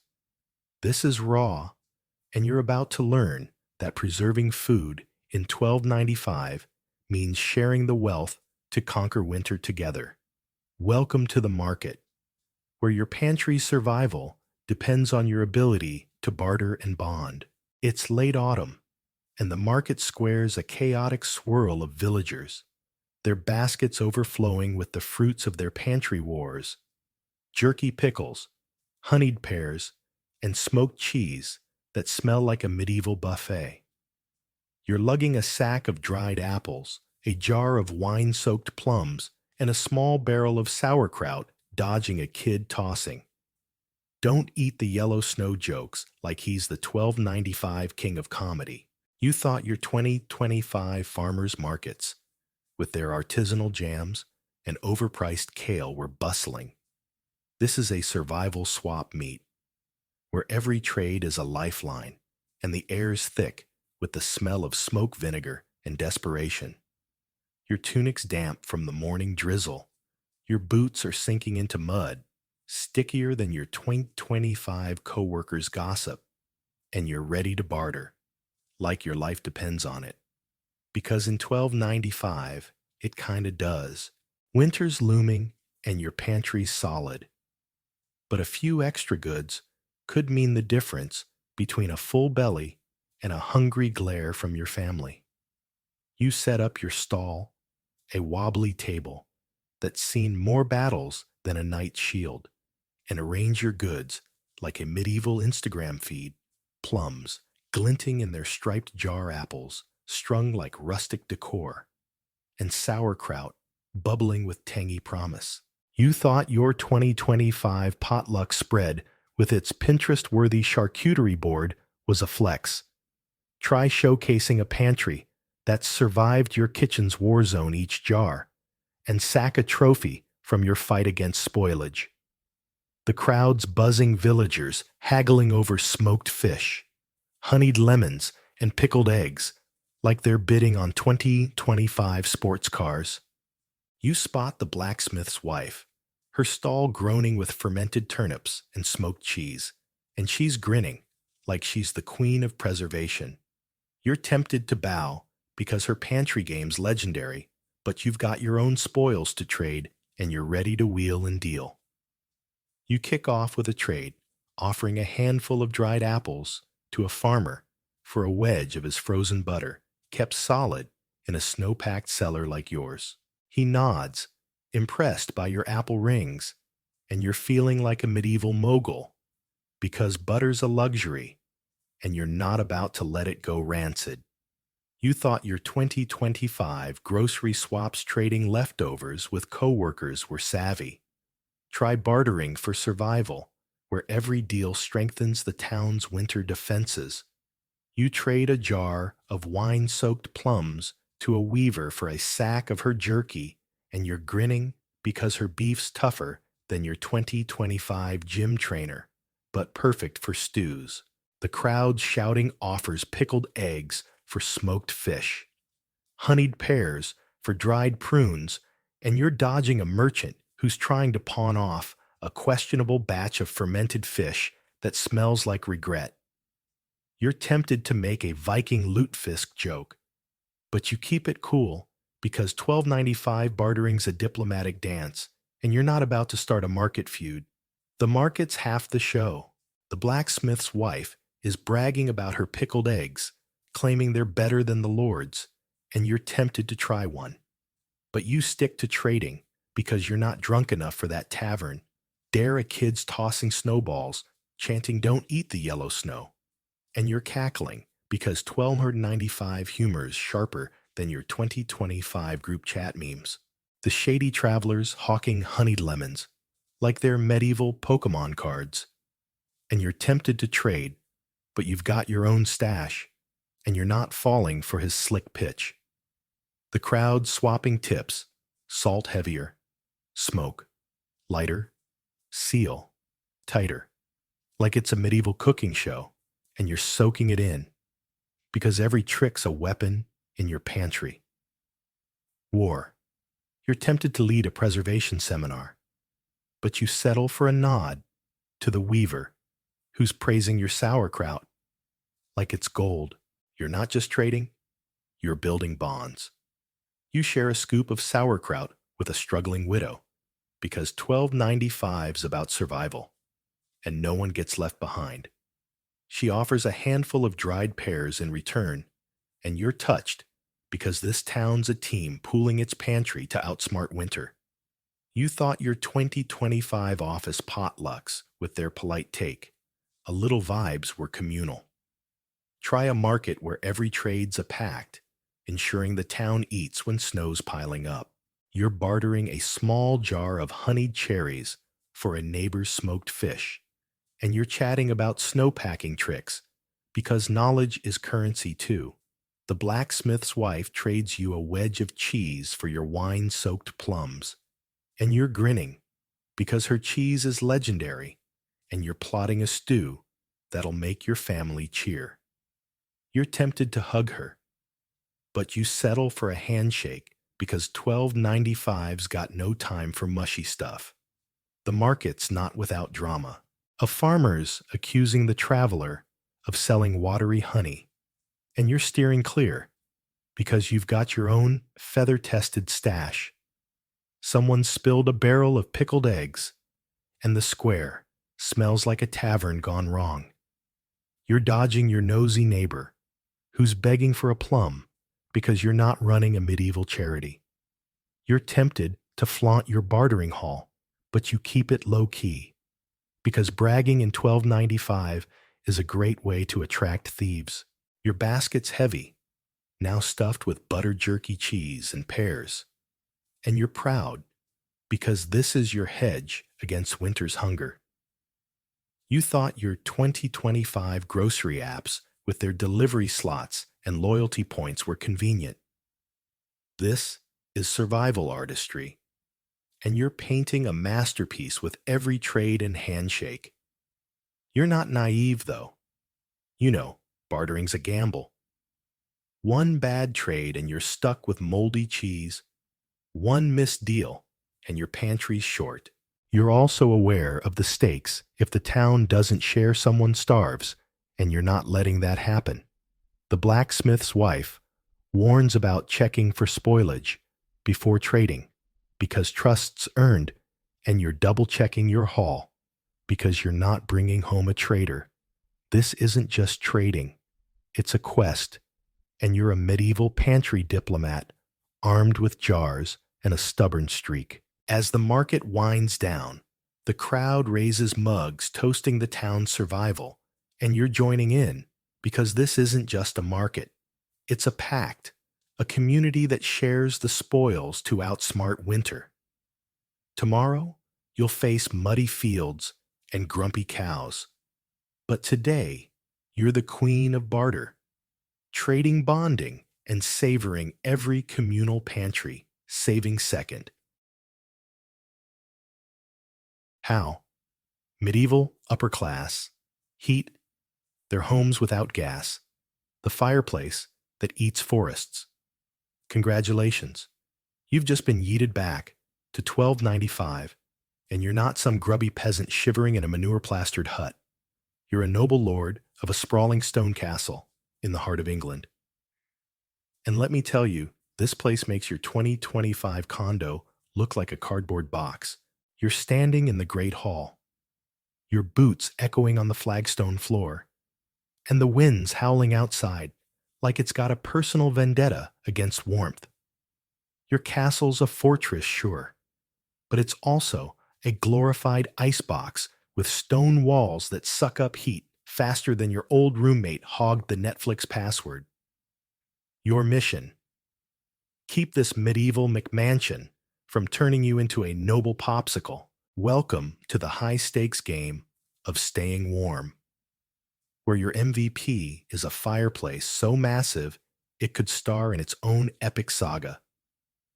Buckle up, because you're about to learn that luxury comes with a side of firewood logistics and servant wrangling. You swagger toward the centerpiece of the hall, a fireplace that's less cozy hearth and more portal to the underworld. This thing's the size of a small garage with a maw that could swallow a compact car. You thought your 2025 gas fireplace with its cute little remote and fake logs was the height of sophistication. This beast is laughing in its face. It's chowing down on 150 logs a week enough to build a log cabin from scratch, and it's still not satisfied. You're burning through forests faster than a modern lumber company, and you're starting to wonder if you should have invested in a few extra acres of woodland. The fire's roaring, spitting sparks, like it's auditioning for a dragon role in a fantasy flick, and the heat's intense enough to make your velvet cloak feel like overkill. But here's the kicker. Step 10 feet away, and you're back in the Arctic Circle. This fireplace is the ultimate tease hoarding its warmth, like that one friend who never shares their snacks. You edge closer, because you're not about to let all this firewood go to waste. The heat's glorious, wrapping you in a toasty embrace that makes you forget for a moment that most of your castle feels like a walk-in freezer. You're tempted to set up camp right here, maybe drag in a chair and call it a day. But you've got a reputation to uphold. You're a noble, not a caveman. And you're not about to spend your winter glued to the hearth like some desperate moth to a flame. Besides, you've got a castle to run, and that means keeping the fire fed. Your servants are the real MVPs, trekking through snow-covered forests to haul back logs like their lives depend on it. Which, let's be honest, they kinda do. You're burning through so much wood, you're half expecting a medieval Greenpeace to show up and picket your drawbridge. But without this fire, you're toast. Or rather, you're a very untoasty noble, and that's not a vibe you're going for. You take a moment to admire the chimney, because this isn't just any fireplace.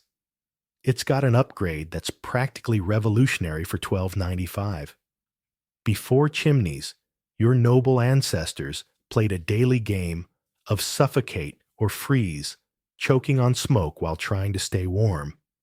You're living in the future, baby, with a chimney that sucks the smoke out like a medieval vacuum cleaner, letting you breathe and bask in the heat at the same time. It's like upgrading from dial-up internet to fiber optic Wi-Fi, game-changing. And you're not going back. The chimney's a marvel, funneling smoke up through the stone walls and out into the winter air, leaving your hall mostly clear of the haze that makes your eyes water like you're chopping onions. You're starting to think your 2025 air purifier was overrated when you've got this setup. But let's not get too cocky. This fireplace, for all its grandeur, is a needy beast. It's like a high-maintenance pet that demands constant feeding, and you're the one signing the checks. In this case, the checks are logs, and your servants are cashing them with their sweat and tears. You've got multiple fireplaces scattered around the castle because you're not some rookie noble who thinks one fire can heat a stone maze the size of a small village. The dining hall's got a hearth. Your bedchambers got one, and even the privies got a small one. Because let's be real, nobody wants to freeze their noble behind off during a bathroom break. These fireplaces are your heat highways, a medieval version of multi-zone heating that keeps the important rooms livable, the North Tower. That's for storing imaginary ice cream or banishing annoying cousins, because no one's going up there in January unless they've got a death wish. You're basically running a smart home, except instead of an app, you've got a team of servants you have to yell at to keep the logs coming. You glance around the great hall, and it's buzzing with activity. Your knights are polishing their armor. Your ladies are embroidering something fancy, and a gaggle of random relatives are arguing about whose horse outran who's at the last tournament. They're all huddled as close to the fireplace as they can get without singeing their eyebrows, because this hearth isn't just a heater. It's the social media hub of 1295 forget X or Instagram. This is where the hot gossip happens. You overhear a knight whispering about a rival lord's shady land deal, and one of your cousins is loudly complaining about the weather because some things never change. It's like a medieval coffee shop. But instead of overpriced lattes, you're serving mead and warmth. You're tempted to join in because nothing says noble networking like bonding over a roaring fire. But you've got bigger fish to fry, like making sure your firewood stash doesn't run out before February. The hall's stone walls are doing their part too. These aren't just any walls. They're thermal batteries built up to 12 feet thick, which is basically two tall guys standing on each other's shoulders. The builders pick dense stones that soak up heat like a sponge, storing it during the day and radiating it back at night. It's like your castle's got a built-in slow cooker, keeping things just warm enough to stop your teeth from chattering. You run your hand along the wall near the fireplace, and it's almost cozy, a far cry from the icy slabs in the outer corridors. You're starting to think your 2025 heated floors were a ripoff when your ancestors were pulling off this kind of magic with nothing but rocks and elbow grease. The windows, though they're more like glorified arrow slits with delusions of grandeur, you squint at one barely bigger than a dinner plate and notice it's angled to let in maximum sunlight while keeping out the cold. The outside opening's smaller than the inside, spreading light like a medieval spotlight while minimizing heat loss. It's like your builders invented solar panels before electricity was a thing, and you're impressed because your 2025 smart windows were always glitching. These tiny windows are strategically placed on the south side, catching every ray of winter sun, and you're grateful because every degree counts when your castle's default setting is refrigerator. You're starting to get the hang of this noble life, but it's not all velvet cloaks and roaring fires. Keeping these fireplaces fed is a logistical nightmare, and you're one bad snowstorm away from a firewood crisis. Your servants are grumbling, your woodpile's shrinking, and you're pretty sure the steward's giving you side-eye every time you order another log tossed on. But you're warm, at least for now, and the great hall's buzzing with life. The fireplace isn't just a heater. It's the heart of your castle, pumping warmth and gossip through your noble veins. You're not just surviving winter. You're ruling it one log at a time. Now, if you can just convince your servants to stop muttering about deforestation, you'll be golden. The bed. That's basically a cloud.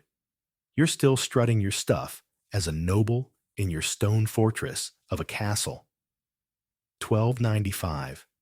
England, where the Great Hall's massive fireplace is eating logs faster than a teenager raids a fridge. You've mastered the art of hovering near that fire beast, soaking up its selfish heat, while your servants haul wood, like they're training for the medieval Olympics. The chimneys keeping the smoke at bay, and the gossips flowing hotter than the flames. But the sun's gone down, and the wind's screaming through the arrow-slit windows, like it's got a personal grudge against coziness. It's bedtime, and you're not about to shiver through the night, like some peasant spooning family members on a straw pile. Welcome to your bedchamber, where your four-poster bed is less a piece of furniture and more a fluffy fortress, designed to cocoon you in warmth. You thought your Twain 25 memory foam mattress was peak comfort. Buckle up, because you're about to sleep on a Cloud Noble style, and it's going to redefine your definition of luxury. You push open the heavy oak door to your bedchamber, and the first thing that hits you is the cold. The stone walls are radiating a chill that makes your teeth chatter like you've walked into a freezer with delusions of grandeur.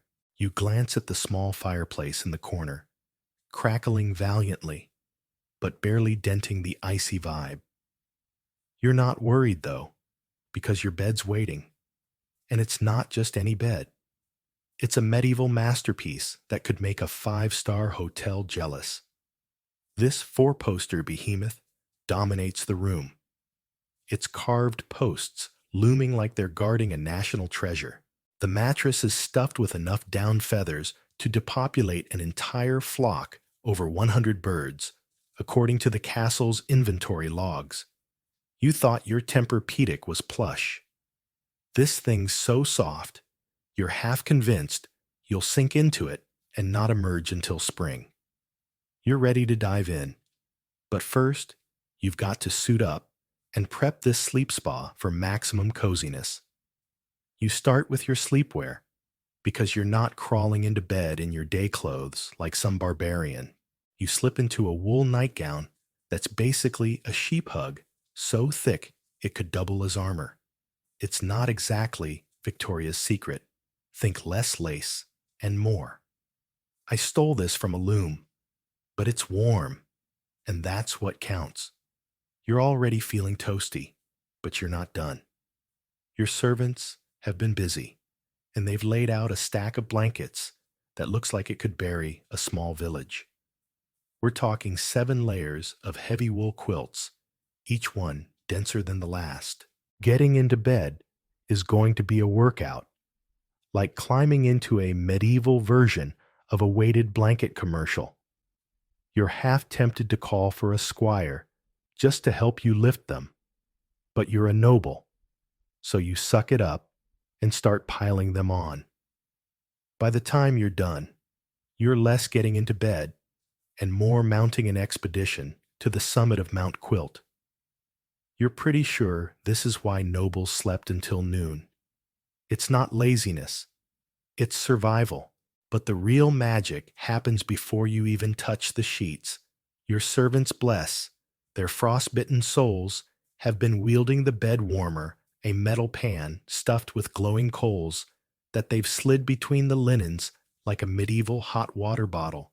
You ease onto the mattress, and the warmth hits you like a hug from a very enthusiastic sunbeam. It's pure bliss, spreading from your toes to your fingertips, and you're already plotting how to stay here forever.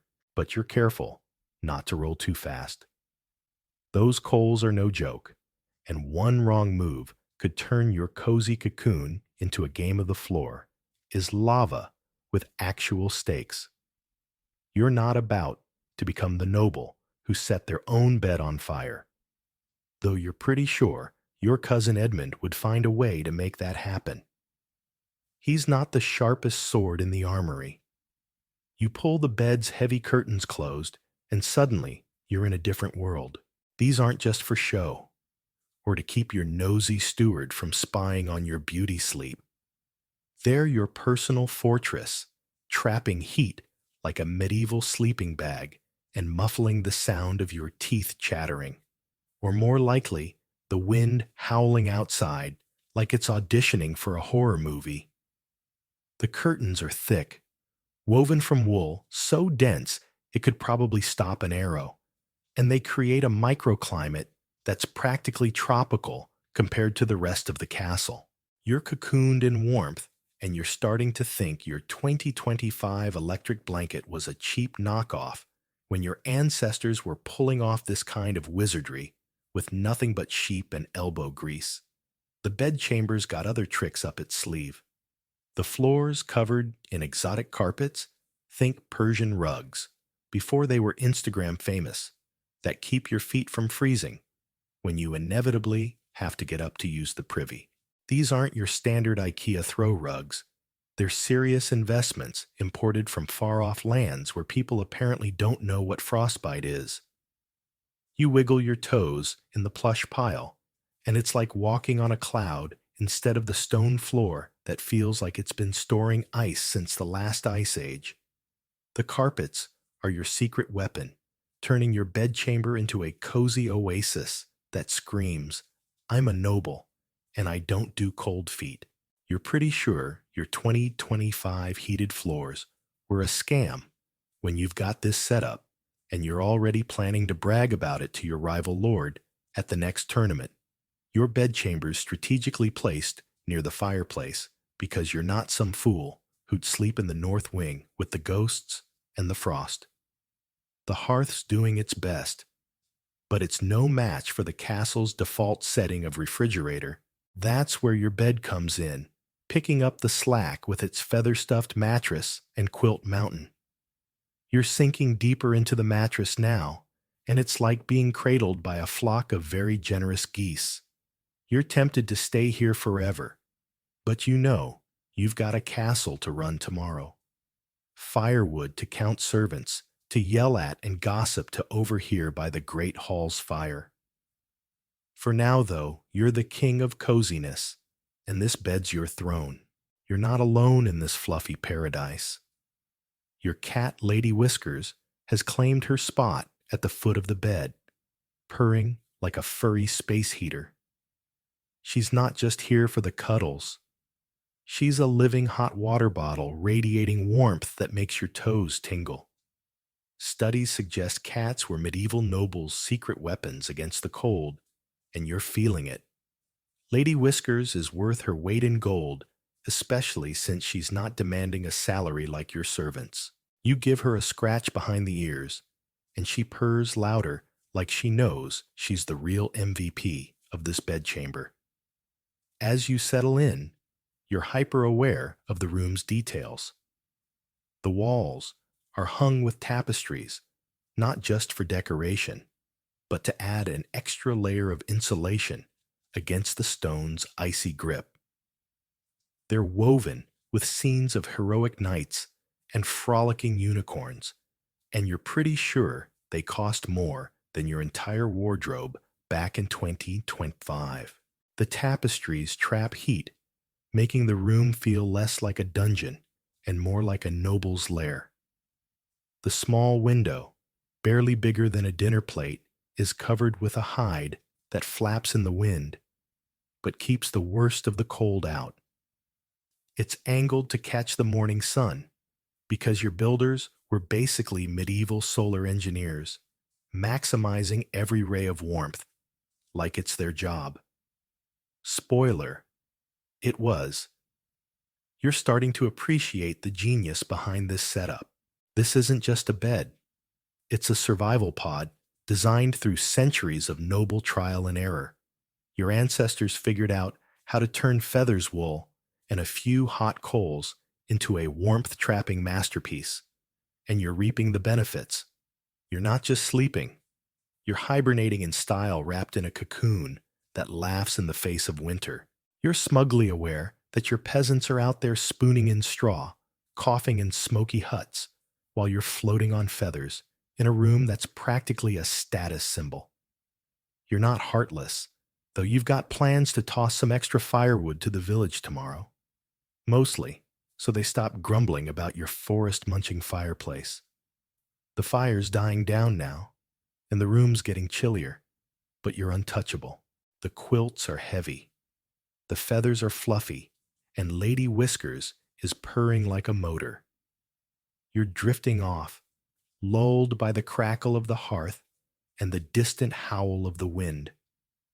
Tomorrow you'll face the great hall's selfish fire, your servants' muttered complaints, and probably another argument about whose horse is fastest. But for now, you're warm, you're cozy, and you're sleeping like the noble you are, one feather-stuffed, quilt-smothered dream at a time. The wardrobe. That's a walking blanket. You're still ruling the roost in your stone fortress of a castle, 1295 England, where the great hall's fireplace is chomping through logs like a dragon with a lumber fetish. You've mastered the art of sleeping like a noble, cocooned in a feather-stuffed, quilt-smothered four-poster bed that makes your 2025 memory foam mattress look like a yoga mat. Lady Whiskers, your purring space heater kept your toes toasty all night, and you're feeling smug knowing your peasants are out there coughing in smoky huts while you're floating on clouds. But morning's here, and the wind's rattling the hide over your tiny window like it's trying to stage a jailbreak. You're not stepping out in some flimsy tunic like a Hollywood night in a bad costume drama. Welcome to your medieval wardrobe, where your clothes are less about fashion and more about turning you into a walking blanket. You thought your 2025 parka was heavy-duty buckle up, because you're about to drape yourself in enough wool and fur to make a modern fashionista faint. You roll out of your feather fortress, dodging a stray quilt that's trying to drag you back into hibernation. The bedchamber's chilly, despite the small fireplace's valiant efforts, and the stone floor's so cold it feels like it's personally offended by warmth. Luckily, you've got those exotic carpets, Persian rugs before they were hipster chic, keeping your feet from turning into noble icicles. You shuffle over to your wardrobe, a carved oak monstrosity that's less closet and more treasure vault. It smells like cedar and money, with a hint of lavender, because your servants stuff it with herbs to keep moths at bay. Chemical analysis of preserved medieval wardrobes shows these herb combos were as effective as modern mothballs, and you're starting to think your ancestors were secret alchemists. You pop it open, and the sight of your winter outfit hits you like a woolen tidal wave. This isn't just clothing, it's a survival kit, and you're about to layer up like you're preparing for a moon landing. First up, the undergarments. Yes, nobles had medieval underwear, and it's not the ratty cotton boxers you wore in 2025. You slip into linen shifts, soft, airy, and designed to trap a layer of warm air against your skin. They're like the base layer of a high-tech ski outfit, except they cost a fortune and make you feel like you're wearing a cloud. You're already warmer, but you're just getting started. Next comes a wool tunic, so fine it feels like it was spun by angels with a side hustle in textiles. This isn't the scratchy wool your peasants are stuck with. It's made from the softest sheep's wool money can buy, and you're pretty sure it took 5 sheep to make this one shirt. You pull it on, and it's like being hugged by a very expensive flock. You're tempted to stop here, but the wind's howling outside, and you're not about to face it. Half-dressed, you reach for the next layer, a heavier wool gown that's thicker and a little coarser, but still softer than anything your 2025 wardrobe ever saw. Then comes a vest, because apparently medieval nobles invented the art of layering before Instagram. Influencers made it a personality trait. You're starting to feel like a human onion, but you're not done. The real showstopper is your outer layer, a velvet cloak lined with enough fox fur to depopulate a forest. This thing's so plush, it's practically a microclimate, and you're half convinced you could survive a blizzard in it. Lab tests on preserved medieval garments show fur-lined cloaks like this trapped heat, like a NASA spacesuit, creating air pockets that kept nobles toasty for hours. You drape it over your shoulders, and it's heavy. Think carrying a small child heavy, but it's warm, and that's worth every ounce. You're starting to wonder how you're going to walk without toppling over. But you're a noble, so you'll make it work. Your seamstress is a genius, and you're giving her a mental high five as you adjust the cloak. The seams are tailored to fit snugly at key points, wrists, waist, neck, creating a greenhouse effect that traps your body heat like a thermos. The velvet's not just for show. Its thick pile is like medieval Gore-Tex, insulating you better than your 2025 polyester jacket ever did. You're itching to strut into the Great Hall and show off, but you're also wondering how you're going to eat soup without dipping your furry sleeves in it.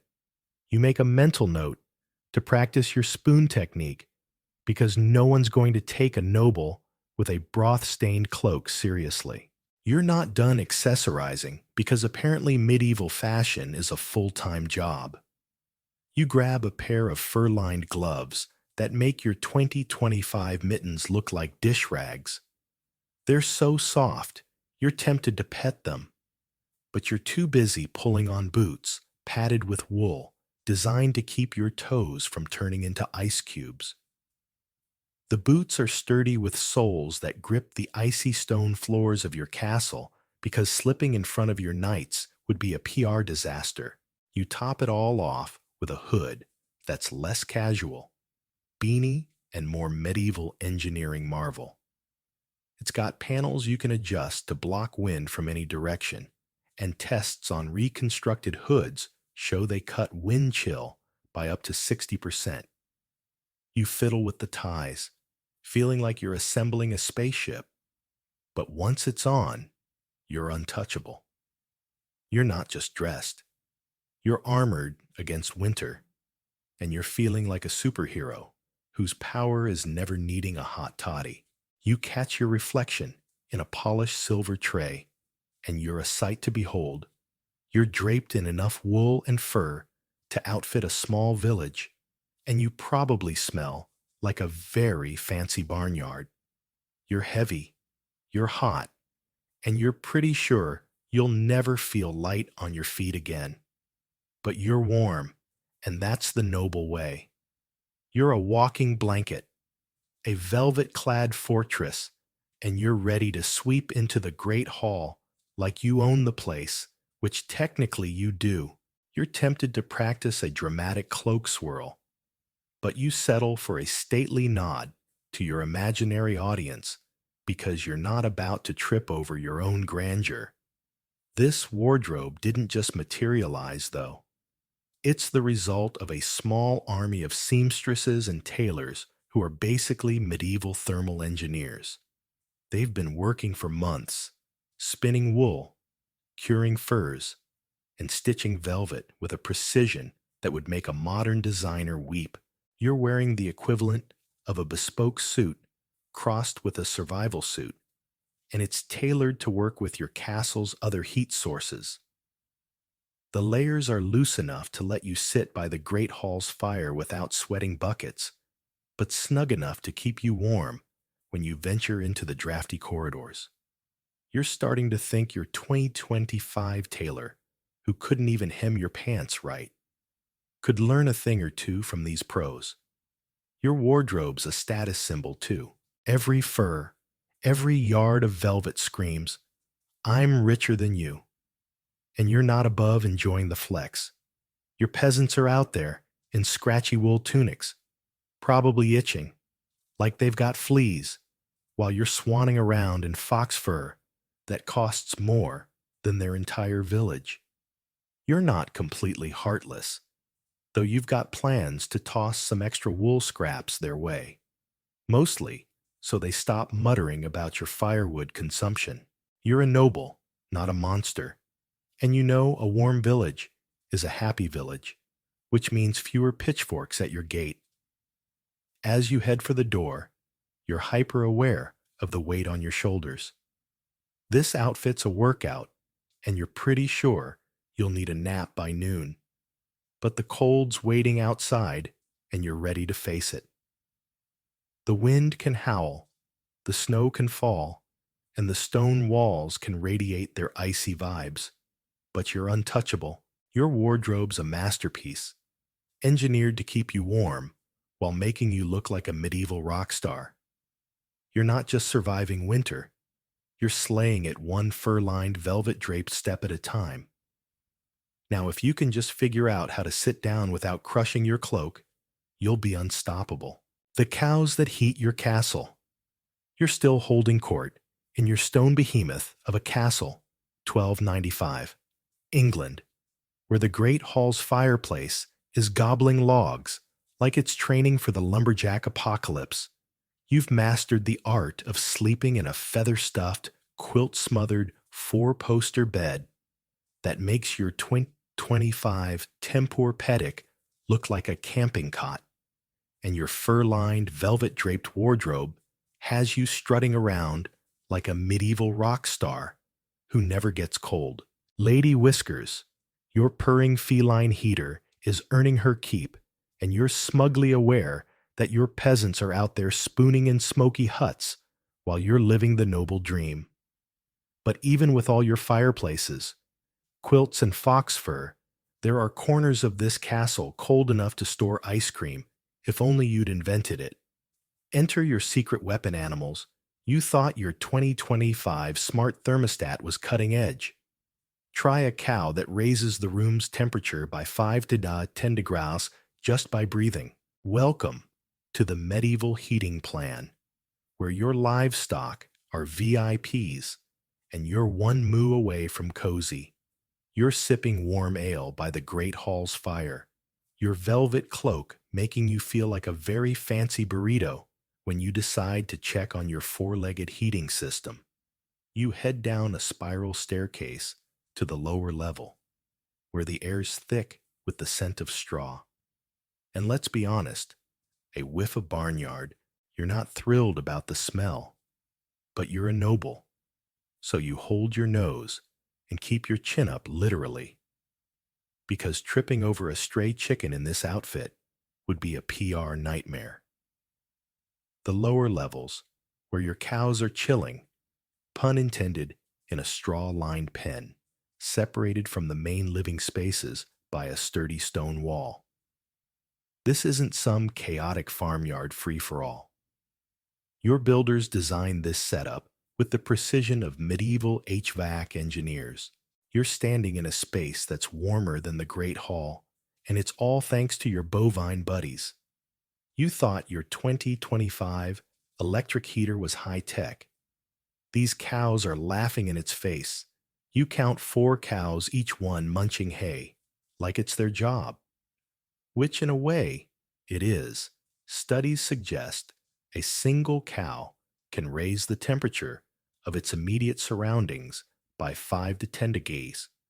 And you've got a quartet turning this corner of the castle into a toasty oasis. You're tempted to set up a chair and call this your new office because the heat's wrapping you in a hug that makes the great hall's selfish fireplace seem stingy. The cow's breath is steaming in the chilly air, creating a humid microclimate that's keeping the stone walls from feeling like a dungeon. Modern environmental tests show this setup maintains a perfect 60% humidity, preventing mold and making your castle feel less like a crypt.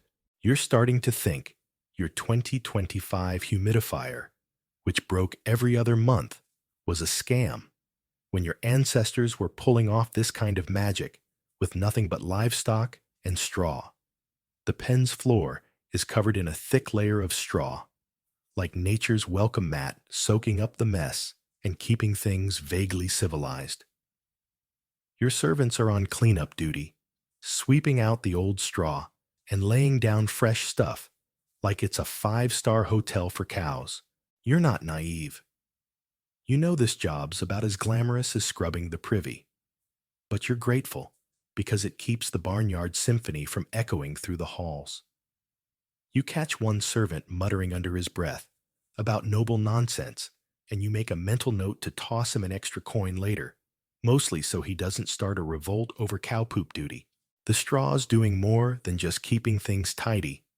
It's composting, generating a bit of extra heat through decomposition, like a medieval bonus heater.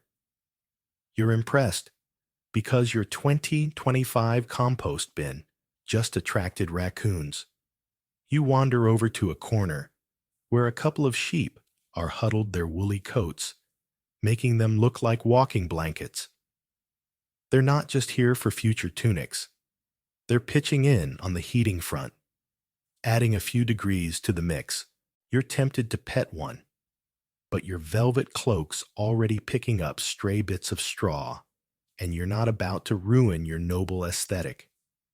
The sheep are in a smaller pen designed to keep them cozy while maximizing their heat output.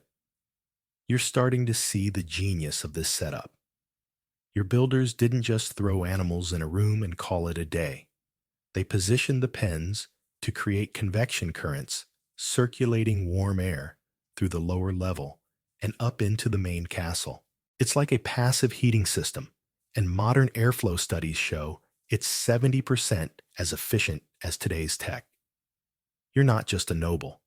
You're a livestock whisperer, turning moose and boss into a warmth strategy that keeps your castle livable. Back in the Great Hall, you're not relying on cows alone. Lady Whiskers, your feline MVP, is sprawled by the fireplace, purring like a furry furnace. She's not just a pretty face. She's a living hot water bottle radiating warmth that makes her worth her weight in gold. You scoop her up, and she nestles into your cloak, adding a few degrees to your personal microclimate. Historical records suggest cats were nobles' secret weapons against the cold, and you're feeling it. You're tempted to get a dozen more, but you're pretty sure your steward would quit if he had to deal with that many litter trays. Lady Whiskers is enough curling up on your lap, like she knows she's the real star of this castle. You're starting to appreciate the logistics behind this animal heating empire. The pens are strategically placed near the main living areas, but far enough to keep the mooing from disrupting your beauty sleep.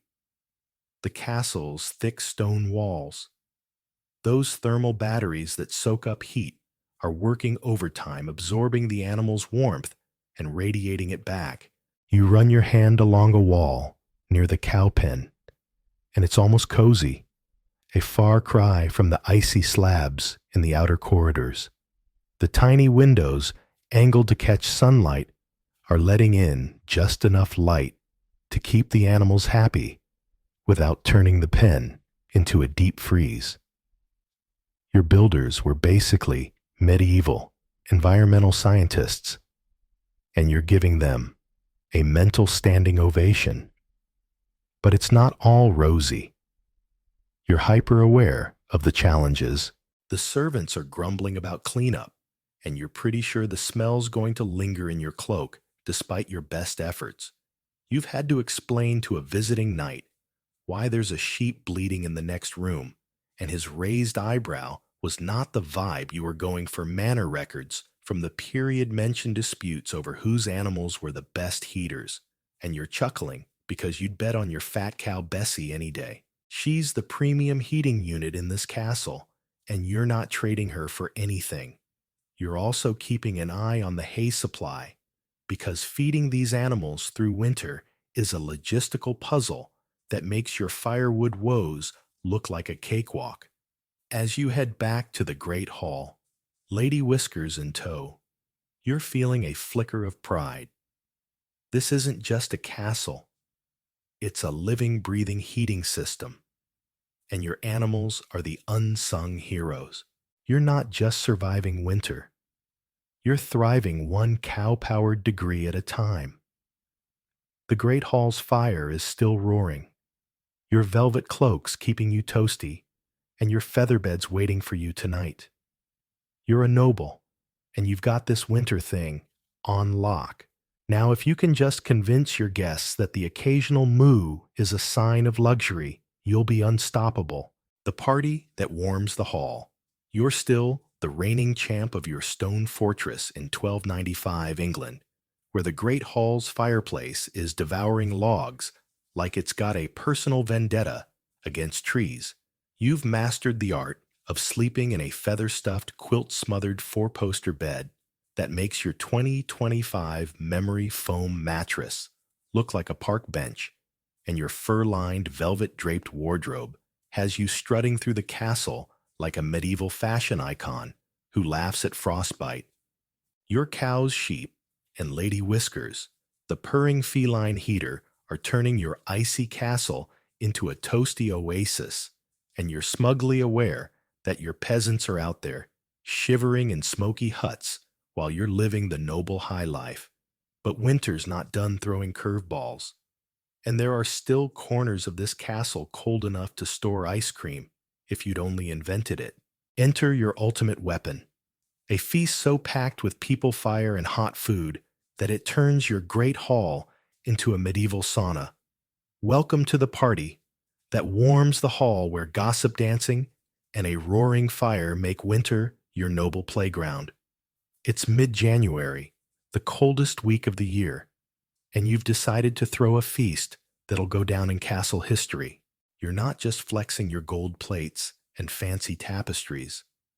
You're waging war on the chill by cramming 60 people into your great hall and letting their body heat work miracles. You thought your 2025 house parties with their Bluetooth speakers and craft beer were epic. This is next-level medieval style where the playlist is live, lutes, and the drinks are warmed with hot stones. You sweep into the hall, your fox fur cloak, trailing like you're starring in a period drama, and the scene's already buzzing. The massive fireplace is roaring, eating logs faster than your steward can count, and the double-door airlock, centuries ahead of its time, is keeping the heat in cutting loss by 45% according to modern airflow studies. You're ready to party like it's 1295, and you're bringing the heat literally. The hall's a sight to behold. Tapestries line the walls, not just for aesthetics, but to trap warmth like medieval insulation, turning the stone from icy to almost cozy. The tiny windows, angled to catch the faint winter sun, are letting in just enough light to make your gold goblets sparkle. The stone walls, those thermal batteries you've come to love, are soaking up the fire's heat and radiating it back like a slow cooker for your castle. The thatched roof, thick as a noble's ego, is locking in every degree, its layers of straw creating air pockets that laugh in the face of snow. You're not just hosting a party, you're running a heat-trapping fortress, and you're feeling like a medieval Tony Stark minus the iron suit, but with way more velvet. Your guests are packed in knights in polished armor, ladies in fur-trimmed gowns, and a few random cousins who showed up for the free mead. Each person's radiating about 100 watts of heat like a human light bulb, and with 60 of them, you're basically running a medieval radiator system.